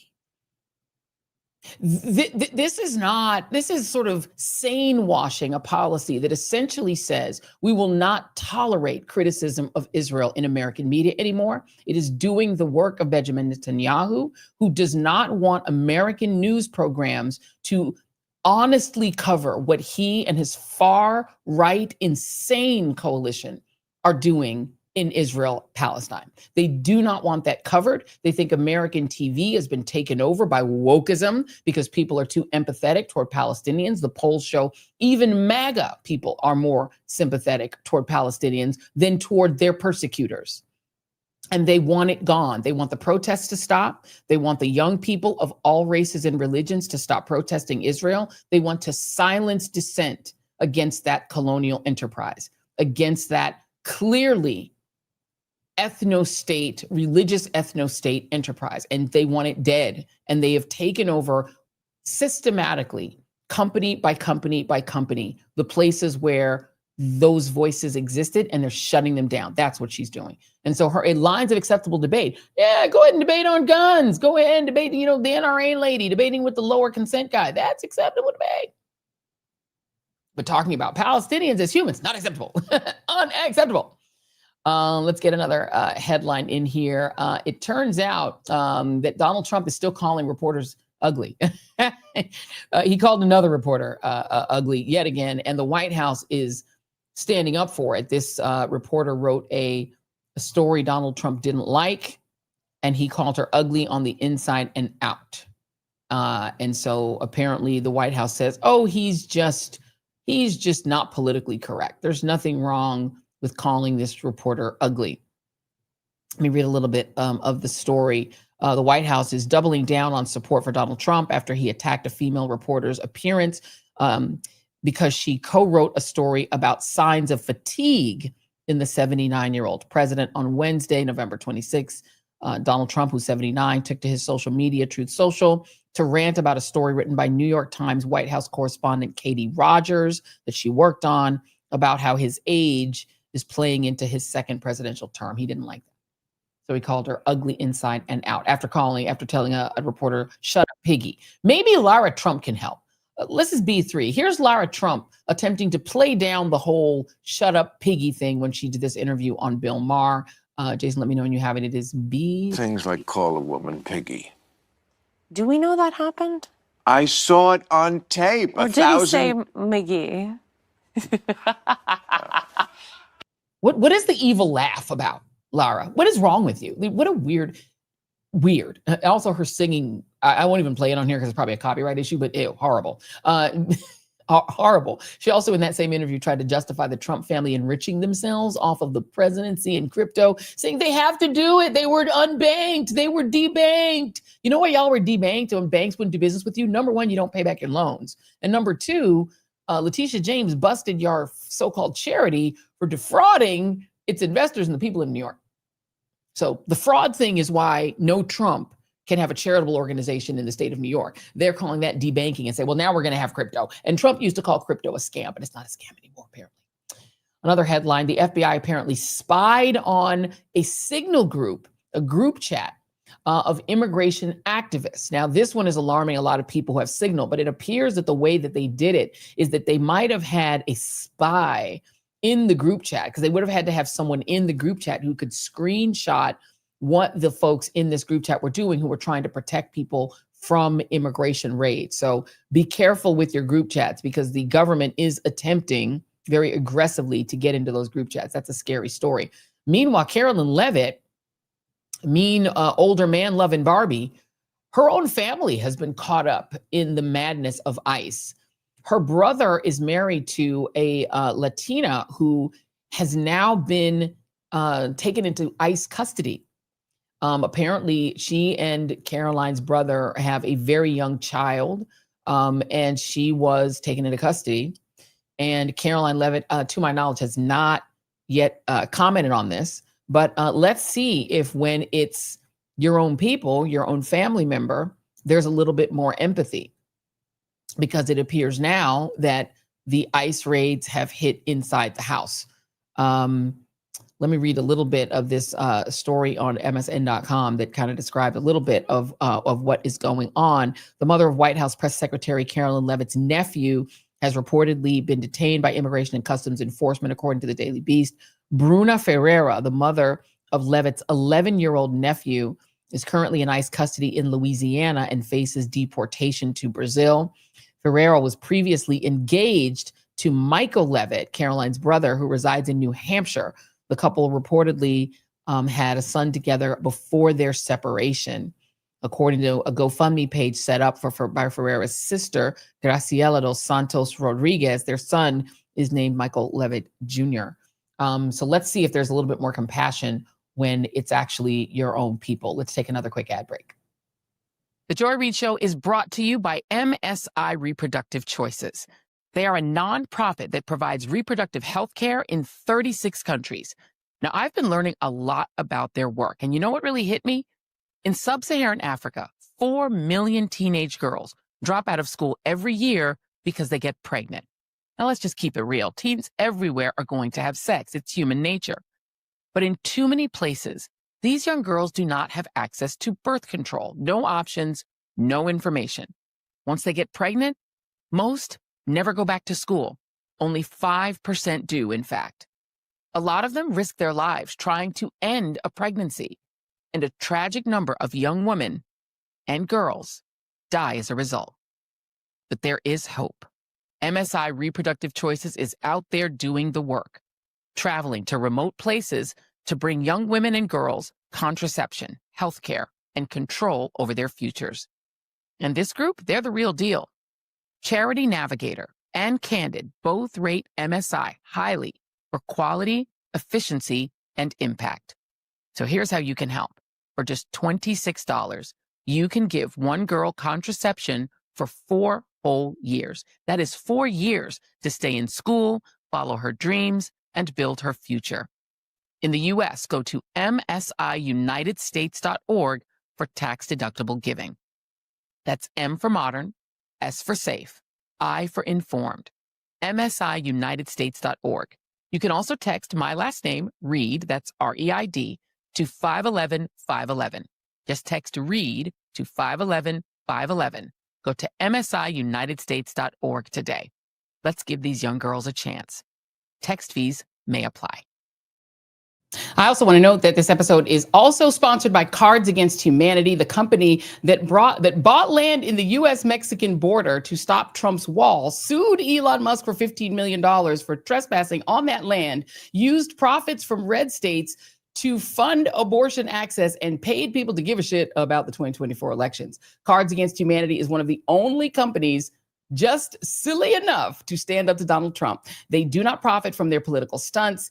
And if you want them to be able to afford a good lawyer, please consider buying one of their new games. There's one game called Cards Against Humanity Tales, which is a book of fill-in-the-blank stories of horrible people. There's also a game called Shit List, which is a new way to play the game where you have to write the answers. There's also a game called Party Mouth, a new party game about shouting obscenities as a coping mechanism for the hellscape that we all now live in.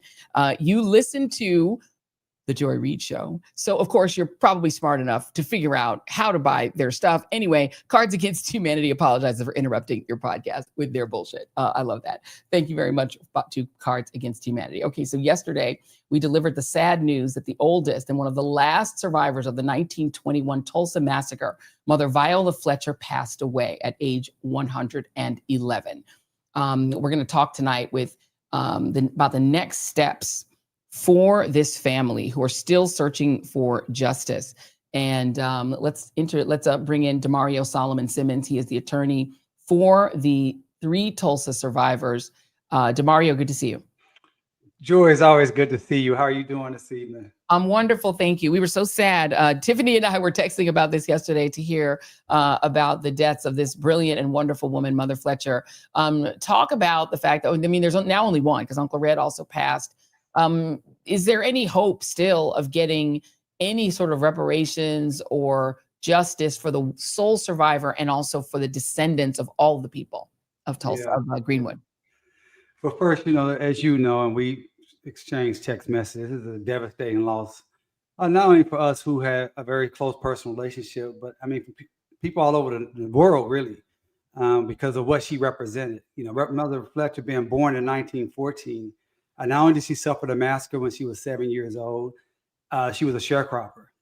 She worked as a domestic in the homes of rich white folks till she was 85 years old. She didn't get the education she deserved.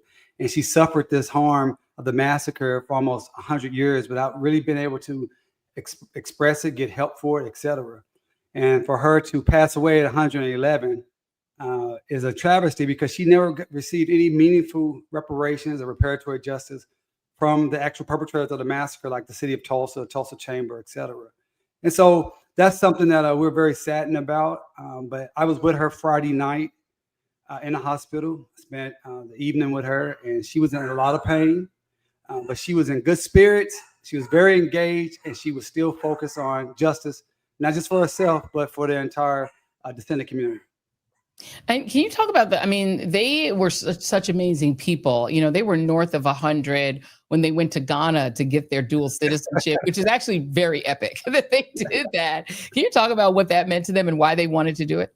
Oh, man, you bringing up some good memories there. I remember when in 2021, I was with her and I asked her, I said, Mother Fletcher, is there anything that you just always wanted to do? You know, what can we do for you? And she told me, I've always wanted to go to Africa. I said, oh my God. And so we made that announcement and said, hey, we're looking for partners. And that was able to happen. And she went to Africa. She went to Ghana at 108 years old with her little brother, Hughes Van Ellis, who was 101. And they went to Ghana for over 2.5 weeks. And they had such a fantastic time. And they came back, and then the Ghanaian embassy, Ghana decided to grant them dual citizenship.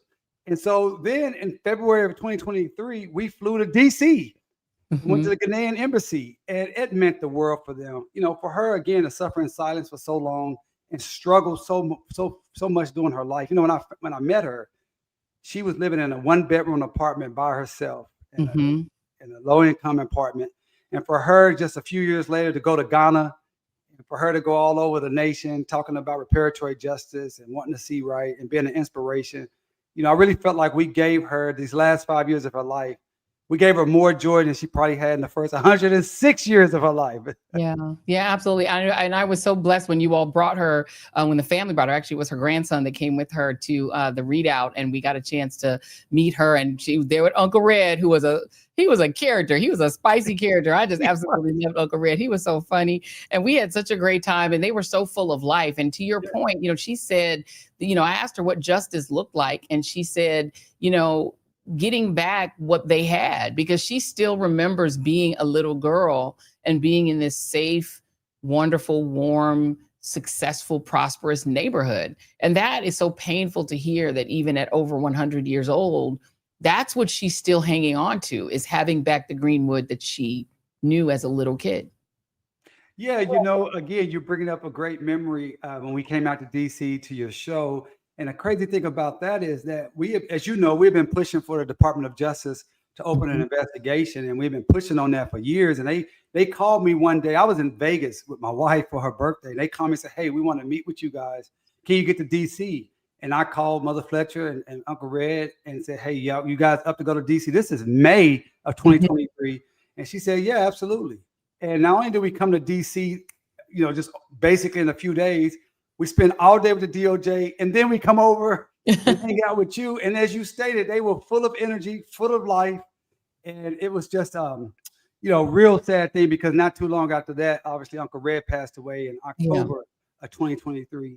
But, you know, after we left your show, and just for the audience, I know you would probably remember this, but after we left your show, that next few days, Mother Fletcher turned 109 years old on May 10th, 2023. And we were in court on her birthday, and she was there. You know, this lady was an inspiration. This is grace and integrity and regalness and resilience.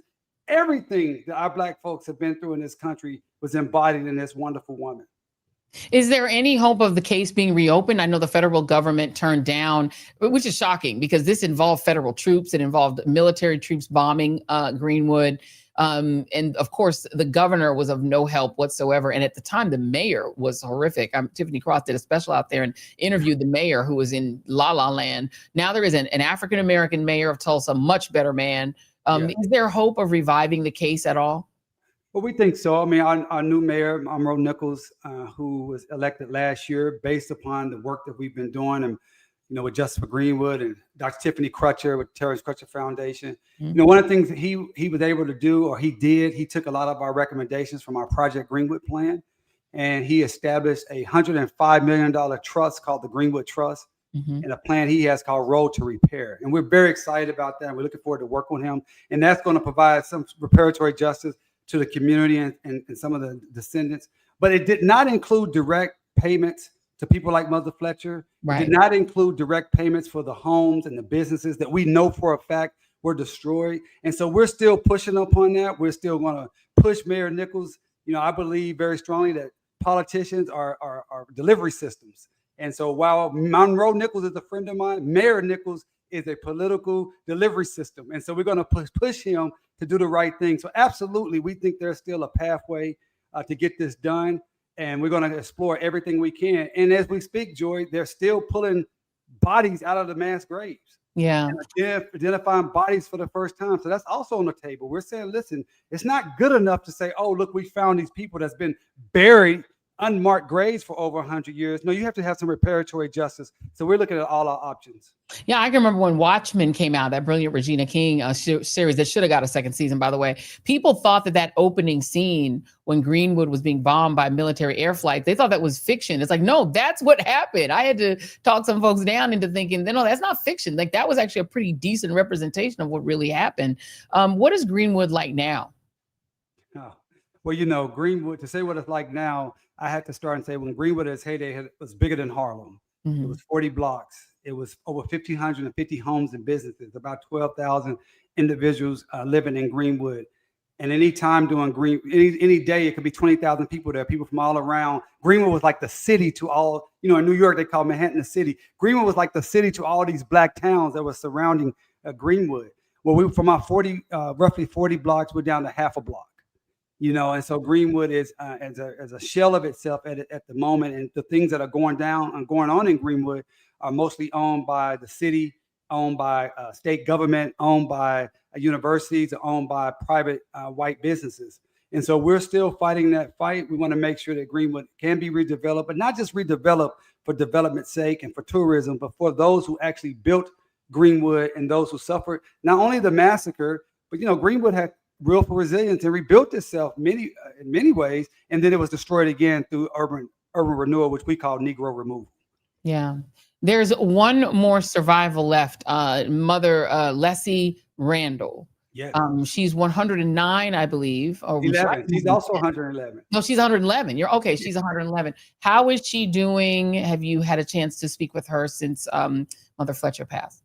I have not personally had a chance to speak to her, but I did speak to someone today. I actually spoke to Mother Fletcher's grandson, who was with Mother Randall because they was in the same retirement facility that we got them into 4 years ago. And he told me he did talk to her, and she did shed a tear for her good friend, Mother Fletcher. And he told her, Mother Fletcher will be waiting for you in heaven. And she said, well, take her time. She said, I'm not trying to rush to go meet her. You better hang out by herself for a little. Just hang out, just relax. Let me relax. All right. Don't be rushing me.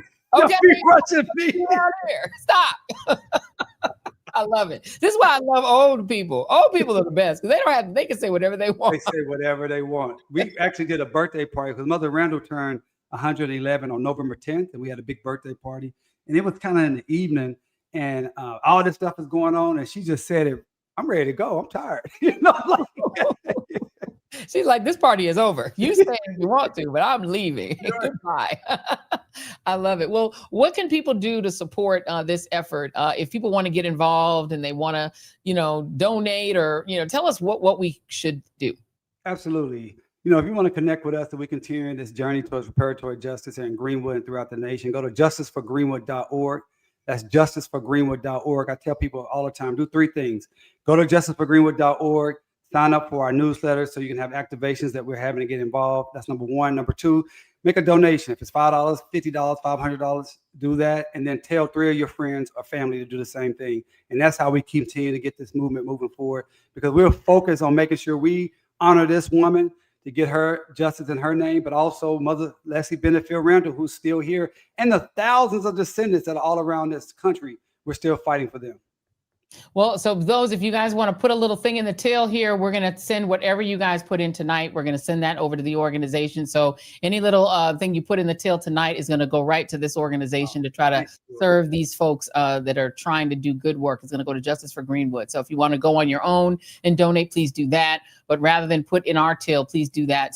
Bless Justice for Greenwood. We would really, truly appreciate it. Damario Solomon-Simmons, thank you for always fighting for justice. And we're going to keep our little text thread going. So let me know what I can do to be helpful. Sounds good, Joy. Good to see you. And thank you so much for having me on tonight. Thank you. Thank you. Thank you. Yep, that's it. Fighting for the real. Okay, so there goes UGOX. UGOX, I believe, put $10 in the till. That's going to go into the tiller. That's going to go to justiceforgreenwood.org. We're going to add it all up at the end of the night. And whatever came in on tonight, we're going to make sure that we drop that into the till for justiceforgreenwood.org. It is so shameful to have people grow old without ever getting justice. People say, well, you shouldn't get reparations because you weren't alive during slavery. Well, guess what? These people were literally alive during the massacre in Greenwood. This isn't theoretical. This isn't their great-great-grandparents. This was a person who was literally a 7-year-old kid stepping over bodies to race into their vehicle to try to get away because a gang, a mob, including sheriffs, law enforcement, and eventually the military of the United States was bombing their town because there's one black man who was accused of accidentally brushing up against a white woman in an elevator, and he was the elevator operator. But the paranoia was so intense at that time that black people would stand up and be men and be manly, that a black elevator operator who's letting a white woman into the elevator gets falsely accused of accidentally brushing the arm of a white woman, and a mob of hundreds of men come and burn the entire town to the ground, shoot and massacre people. If you don't know the story, the black men in Greenwood got rifles. Because remember, the Civil War, if it did nothing else, it put rifles into the hands of more than 100,000 black men, some of whom went west with their rifles that they used in the Civil War to shoot their former enslavers. So the Civil War was the first civil rights movement because it empowered these black men. They had guns. They went west with their guns. They went and armed up in the biggest hotel in Greenwood and prepared to stand off against these hundreds of white angry men who came to burn their town down. And it was a firefight. And then the newspapers at the time accused the black men of being violent when they were the victims trying to defend their women and children. It was an absolutely insane instance in which the white men who marauded the town then claimed to be the victims, and the federal government backed them up by literally sending military planes to firebomb the town. Imagine being a 6-year-old with your baby brother who's like 3, and you're 7 and he's 3, and you're having to figure out what to do in that moment. And your mom is saying, we have to get out of here. Your mom and dad are like, we got to go. And you never see her home again. You never see her. That is your last memory. And it was so clear in her mind that when I interviewed her at 109, she still remembered it like it was yesterday. And the state of Oklahoma buried that history and never taught it to the kids there. They didn't learn it. And even to this day, the guy who was the director of education, who was later caught looking at nudie pictures on his laptop and trying to put a Bible in every classroom. And they put a Bible in every classroom, but not the information about the Greenwood massacre. You can't have that, but you get to have a Bible. And they tried to bury it. To this day, they never really taught that in Oklahoma schools. People pointing out, this is Julst 1149, $10 in the till that's going to go to the Justice for Greenwood organization. Noted that the U.S. also bombed Move. Boy, they are piling up in this thing. They're giving a lot of justice to Greenwood. This is great. Whatever you guys put in, we're going to count it up, and whatever goes to justice, whatever you guys have, we're going to Pop that into the till. We'll give you an update on the next show about how much we raised tonight. Thank you very much, Shantae. 2122, $2 in the till. Every little bit helps. $19.99 in the till from Gail Coleman. Thank you very much. La Force, $30. Thank you very much for all of that. You guys are super generous. We love our team TJRS You should scroll up. people. Scroll up. Oh, let me That's scroll more, up. yeah, Let me yeah. scroll up and see it. Let me scroll up and see what we've got going in for Justice for Greenwood. Wow, you guys are so generous. We've got Taniad, $28.73 through $3 in the till. We've got $10 from UQOX saying supporting the essential business that is Joy Reid. Thank you very much. We appreciate that too. We are a small business, so we appreciate that too. But everything that comes in tonight is going to Justice for Greenwood. And I know we didn't announce that at the top. So if you gave for the Joy Reid Show, we appreciate it. We're going to donate what you're giving to us to Justice for Greenwood. We want to make sure that they get a nice, healthy donation on tonight. Janine Da Silva, 7148, $9.99. Wonder Doggy is always active in the thread. Wonder Doggy is like a Team TJRS All-Star, $9.99 from Wonder Doggy. Thank you very much. All right, let's move on to the D block on tonight. Let me play excited Harry Enton. Harry Enton is the most excited person on television, and I love his energy. I call him Excited Kornacki. Here he is. Your costs are up versus a year ago. Groceries, 85%. Utilities, 78%. Healthcare, 67%. Housing, 66%. Gasoline, 54%. The bottom line is this. Americans feel like prices are rising in each and every single part of their lives, rising ever climber, and they just don't feel like, Kate Baldwin, that they can catch a break. The Treasury Secretary in new comments kind of dismissed the impact tariffs is having on inflation, also saying that prices are going to be coming down in weeks. Some other prices are going to be coming down in months. What do Americans think about that? Yeah, they think he's full of it. That's exactly what they think. I mean, just take a look here. Tariffs raising prices are raising prices right now. I'm going to come over Kate's side of the screen, 71%. How dare you? How dare I do that? 84% of Democrats, 74% of independents, and even a majority of Republicans. When you can get a majority of Republicans to agree with majority of Democrats, you know that the pain is being felt by the American public right now. The Treasury Secretary can try and tell the people something, but they can feel in their pocketbooks. They simply put, don't buy what he and this administration is selling them when it comes to tariffs. You know, and Harry, one thing we've heard over and over again is the president and many of those around him blaming the Biden administration for where inflation is right now. Do people agree with that? No.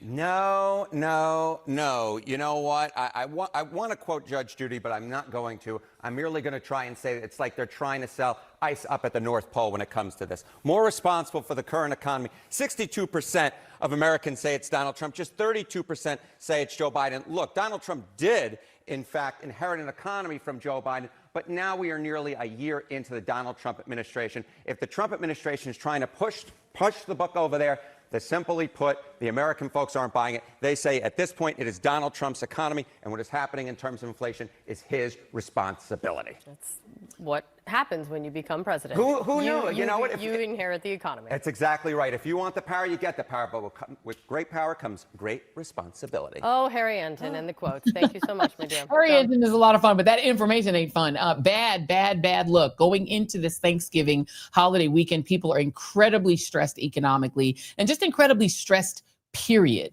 In addition to having to worry about the skyrocketing prices of food, turkey prices way up, gas prices way up, food prices way up, as you just heard from Harry Enton, this is a tough Thanksgiving for a lot of people. Everything is up. The airlines are, jumping up their prices for tickets.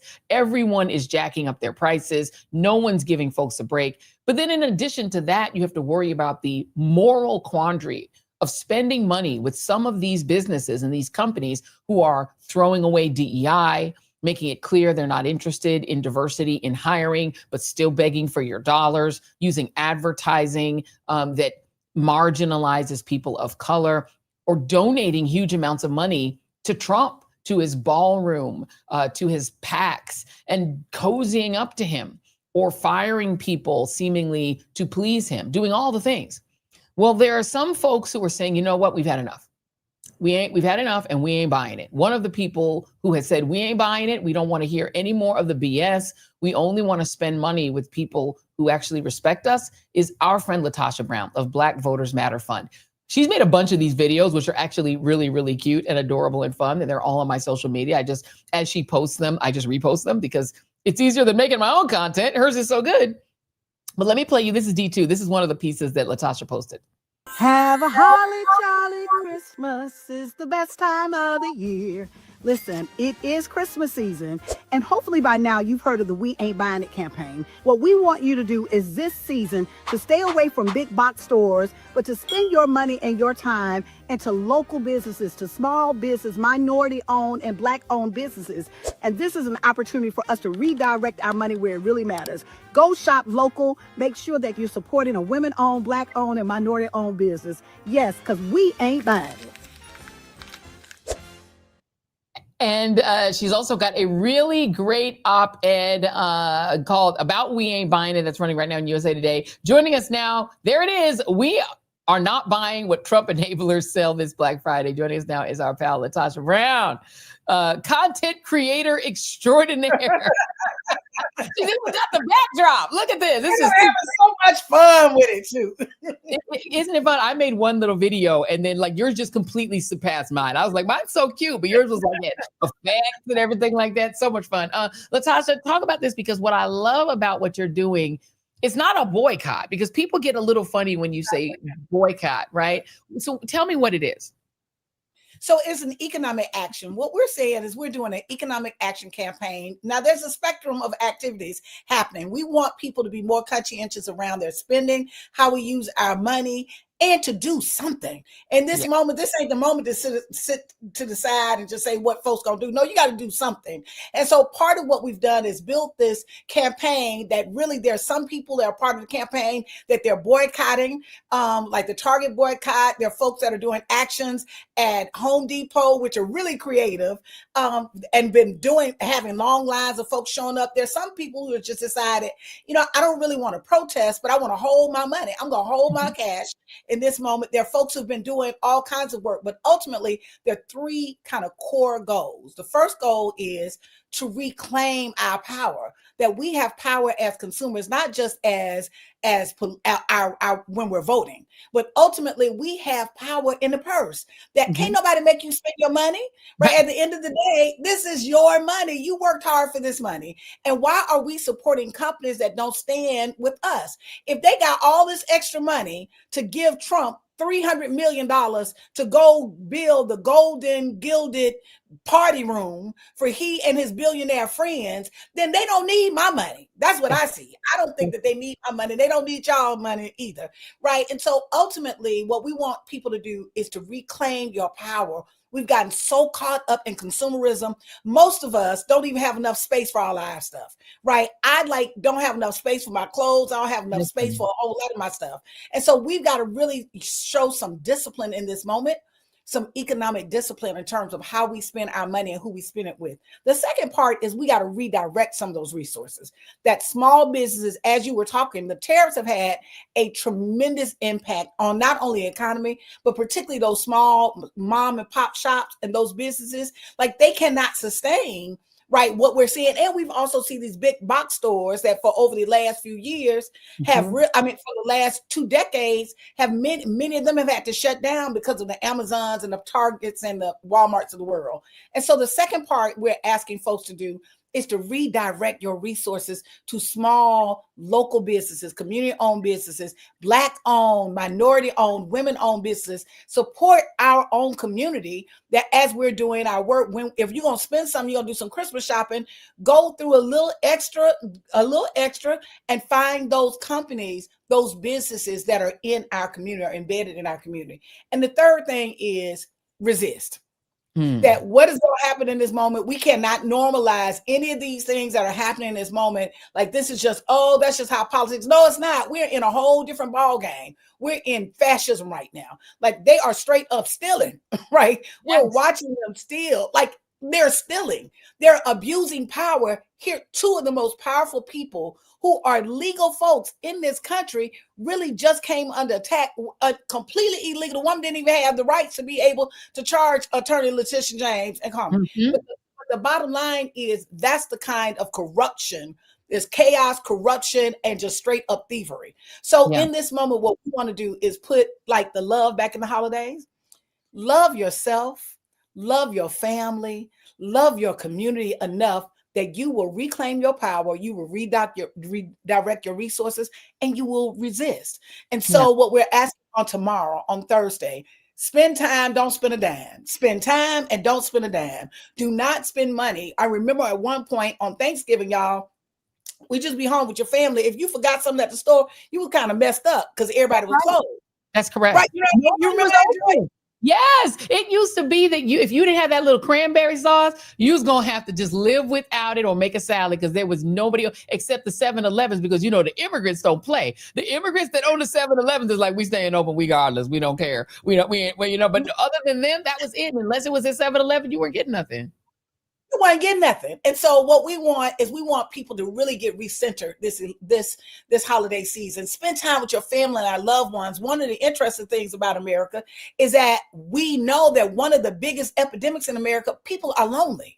Yeah. Like they're saying that people, here it is, the wealthiest country in the world, and it is a rise of people being lonely. Check on your people, check on your folks, on your loved one, on your neighbors, your co-workers. Don't assume in this moment, instead of us getting so caught up in consumerism, because every single holiday is just really another buying season. Yes. It has nothing to do really with what in this space. So we're asking, spend time and don't spend a dime. Take time with your family on tomorrow. On Friday, which is Black Friday, part of the reason why Joy, that it's called Black Friday is because throughout the year, if companies were in the red, right, and their sales were down, Black Friday was the day that they could make it up because 20 to 40% of retail sales for the year happen in that weekend alone, which means we can do a 1-2 punch, y'all. If we stay out of those stores, they'll get the message. So, but we've got to have the discipline to stay out of those stores. And then what we're going to do, we're not going to have it a Black Friday. We're going to make it a Blackout Friday. It's going to be the blackest Friday ever. We're going to take our Black money and invest it in folks that care about us, that literally are aligned with the values that we have. And so Saturday and Sunday, that is small business Saturday and Sunday. What we're asking folks is to find a small and a local business that you can invest, that you can buy some of your Christmas gifts, have fun, take your families. We got to create this culture of how do we support small and local businesses. There's a brother that got an app. I'm gonna give him a shout out. It's called BLAP. Yes. BLAPP. Yes. I just want to give him a shout out. Have you seen it? First of all, not only have I seen it, LaTosha Brown, I heard about it. I think you might have told me about it. Yeah. I literally had my assistant track him down. I had a Zoom with him yesterday. I'm gonna on Saturday. We're gonna do like a little bit of a. We're like gonna go on all my different social medias. I'm gonna come on. I'm gonna do a few lives. One of the lives you have done the preview is gonna be with him. I'm gonna have the brother from BLAP on. Why is he from Denver, from my rival high school, girl? Oh, is he? I had to forgive him. He's from East High, like all of the celebrities. I'm like, why? He's a comedian. He is brilliant. And you are absolutely right. I was going to promote the heck out of BLAP on Saturday, but thank you for allowing me to do it tonight. That's right. So y'all need to, delete that Amazon app you got on your phone and put BLAP. Right. That's what you need to delete that. What it does is it literally allows you to locate a Black-owned business anywhere you are by typing in a zip code. So let's say you are in Cleveland. You can type in where you are at that very moment and what you want to buy. When I tell you, you can buy everything from toilet paper to, a new whatever. You can get everything, electronics, whatever it is. You will find a Black-owned small business wherever you are. It's genius. It is genius. I love, and there's some other Buy Black. You can go on Buy Black and find some. There's the little blue, what is it? The little blue buggy. I always keep forgetting it. The little blue, I'm gonna find it in a few minutes. I can't find it. And is it the little blue?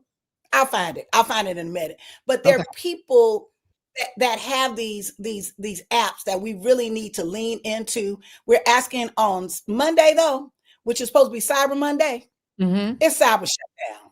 The word on the street is cyber shutdown. We are not going to continue to support these companies, particularly these tech companies, because I don't know, Joy, I remember seeing all of them bootlicking over at the White House a few weeks ago. Come on. Right? And here it is. We can't do that. And yes, I see on there, we have 1.7 it's between 1.7 and 1.9. There's some discrepancy in terms of what exactly it is, but $1 trillion, y'all, in consumer spending money alone. Let's redirect those resources. If every adult just redirect $40, just spend $40 with small businesses, that could bring billions of resources into those businesses.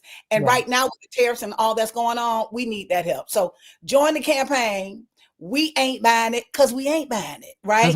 But what we are doing is we are funding our freedom. And what that looks like is we're funding the independent freedom of Black people to speak the way we want to speak and hear what we want to speak, hear what we want to hear, which is why I'm also going to ask them I'm glad tonight you're doing your fundraiser, but people need to support your platform. I'm so glad you are here where we can get unfiltered news that is relevant to us.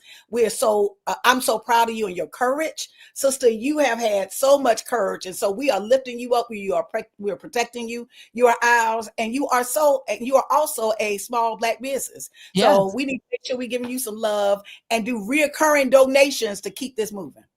I love and appreciate you. I love you, LaTosha Brown, because you do all the things, always supporting our people, supporting the community, supporting all the communities who are in need and who are struggling. Black Voters Matter Fund is a revelation and a blessing to the world. And you are a blessing to me, my friend. Thank you so much. We ain't buying it. Tell them where to get on We Ain't Buying It. Says, where do they go? Go to weaintbuyinit.com, weaintbuyinit.com, sign up, follow us on social media, follow me on social media, Miss LaTosha Brown. We're keeping it live all weekend. There's some amazing things that are happening. If you're in Atlanta, Dr. Jamal Bryant at his church, he set up a Black mall. They're doing a whole Black mall over there with 120 vendors. So come on, y'all, let's support our people. Don't spend a dime, spend time. Let's get the Black Party, the Block Party. There's a mass Black boycott that is going on and all throughout the nation. But there are millions of people just like you and I, Joy, that are saying that this season, we ain't buying it. We ain't buying it. We're going to reclaim our power, redirect our resources, and resist. LaTosha Brown, thank you, my friend. I appreciate you. Thank you. Thank you for having me. Thank you so much. I appreciate it. Can we get a round of applause for LaTosha Brown? So she's pretty great. We love her so much. And that's the mission. And remember, y'all, Thanksgiving, back in the day, people didn't have to go to work on Thanksgiving, but now people are being dragged in to go work at the grocery store. The grocery stores are open. People are having to get up and work or go work in, DoorDash, and they shouldn't have to do that. People should be able to be home on Thanksgiving and have a paid day off. It's a holiday. And the idea that people are going to be dragged into work to have to work on a holiday just so these retailers can guap more money and then turn around and donate that money to Trump for his golden tacky ballroom. You see what he's done to the White House? It looks like what he thinks of as a Middle Eastern palace. It's so garish and gaudy. He has the word the West Wing written on the wall like he doesn't know where the West Wing is. Like he needs a sign to tell him where to go. And it's all in gold. And it looks like this cheap faux gold everywhere. It's so gross. And these companies, when you give Amazon your money, know that Jeff Bezos is going to turn around and put it into additional bribes for Melania. He already gave her $40 million for her life story. What's going to be in that? And to guap money to Donald Trump for his golden ballroom. So when you pay them, just know if you give them money, they're going to give it to Trump. You're just passing the money to Trump through them.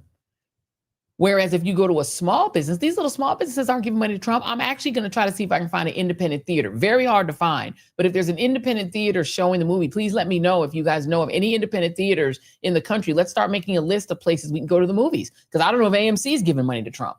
Because that means I'm giving money to Trump and passing it through their hands. We do not want to do that. What we want to do is deny them money, starve them of resources. So whether you do the full boycotts, you should not be going to Target. If you have a soul in your body and you can afford it and you're not in a food desert where you have to go, I would avoid Walmart too if you can. They are big Trump donors. So what we're saying is if you donate to Trump, go fast, lose cash. Go fast, lose cash. If you want to go, let's say no to Amazon. And I'm an Amazon junkie. But we're not going to be doing that. On Cyber Monday over this week, we're not going to be doing any Amazon. And also, let's just be honest. Lots of people are losing their jobs and standing in food lines, but still feeling the intense pressure to spend a lot of money they do not have for Christmas presents. Let's just talk about that for a moment. Not everybody is a Christian and celebrates Christmas, but even people who aren't Christians celebrate Christmas. Look at the $49.99 that Tracy Harriel 2273 has donated to Justice for Greenwood with a beautiful emoji. Thank you so much.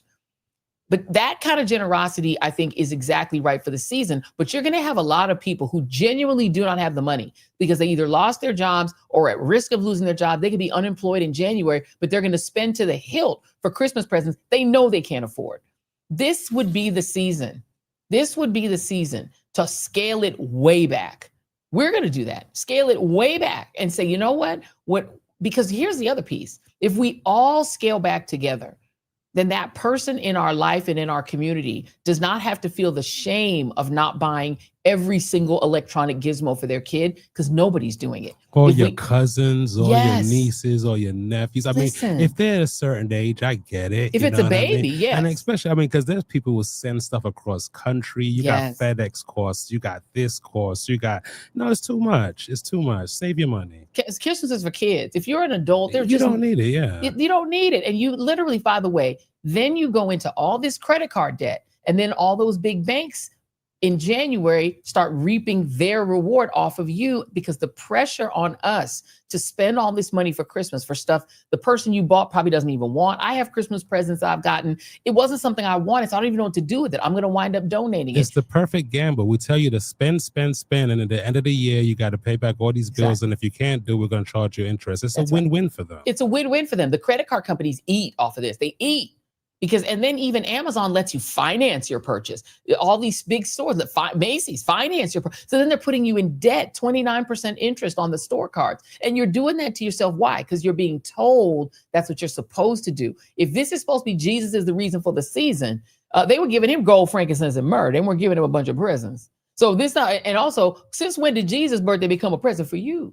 Also, Jesus was born in the spring. The Catholic Church moved it to Christmas because they wanted to have it coincide with the pagan holiday that the pagans were doing. Because, whenever the Catholic Church would roll up on some pagans, they'd be like, when do you celebrate Saturnalia? That's on December 25th? Got you. Let's just put Christmas then. Jesus wasn't even born in the spring. I mean, in the winter. He's born in the spring.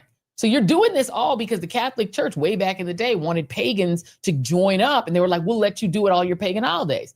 That's why a lot of churches do Halloween. They're doing all the things because they're like, you know what? These are pagan holidays. We just took them over with the Catholic Church. Then the Protestants went along with it. So you do not have to do it. Jesus is not watching you going, why aren't you celebrating my birthday by buying your kid an iPad? Why aren't you celebrating me? People said I love this one. This is Wendy Dupree, 2984, said, we ain't got it. That's the t-shirt we need. We ain't got it. We ain't buying it because we ain't got it. How about that? We ain't got it. And y'all know you ain't got it. And don't try to front on people like you got it, spending this money you do not have. If there was ever a year for you to exercise both your moral conscience and also your financial probity, this is the season. Teach Trump a lesson, but also teach yourself a lesson in some discipline in your spending, discipline with those credit cards. Don't go into debt to hand Trump money through Amazon. And then also remember that next year, all of our insurance goes up. So there goes more money out the door. All money out the door. Save your money. Save your money. You might need it to get you some insurance. You might need that money to get you some insurance because you ain't going to be able to afford your insurance. And so when you all dead broke next year because you gave Amazon and all these big retailers money that they don't need, because as LaTosha said, they're just going to give it to Trump. So think about it that way. And if your kid is like, well, why aren't you buying me another iPad? Say, because number one, you don't need it.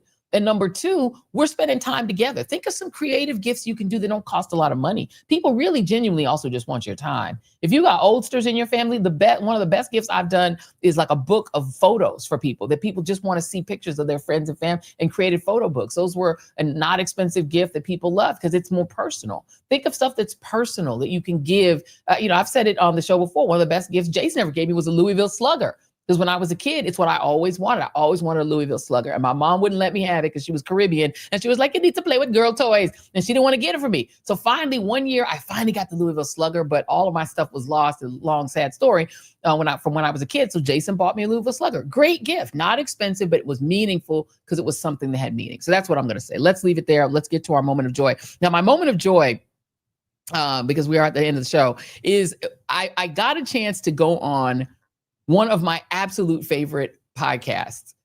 I've Had It, the I've Had It podcast with Jennifer Welch and Pumps. And the right is big mad about it, which makes me even happier and makes me more joyful. Let me play a clip from my moment on I've Had It. This is my moment of joy. Or hit it, Bubba Gate. I hit it, baby. I'm so there, baby. I wish it was Bill Clinton because this is the tea I need. I need to know who Bubba is. I want to know what's Trump on his knees. I want to know what's Trump with. I want to know everything. Was he a spitter? I need to know. Is Melania jealous or is she glad to not have to deal with it? Is she saying, "Go ahead, Bubba, you take it because I don't want it"? I hit it every day. I need it. I need to know who Bubba is. You know, Ghislaine Maxwell's horse name was Bubba. This is all I want to talk about. This is all I want to talk about. Oh my God, Jennifer and Pumps, they were so much fun. We actually did this live in New York. We did it, and it was so. And listen, I am not playing, y'all. I need to know who Bubba is. This is literally my mission in life as a journalist. I need to know who Bubba is and what Trump did with him with his tiny little hands and his tiny little mouth. Lord Jesus, this is the scandal of the lifetime, and I love it. I love it so much. Last thing I'm going to do before I let you go.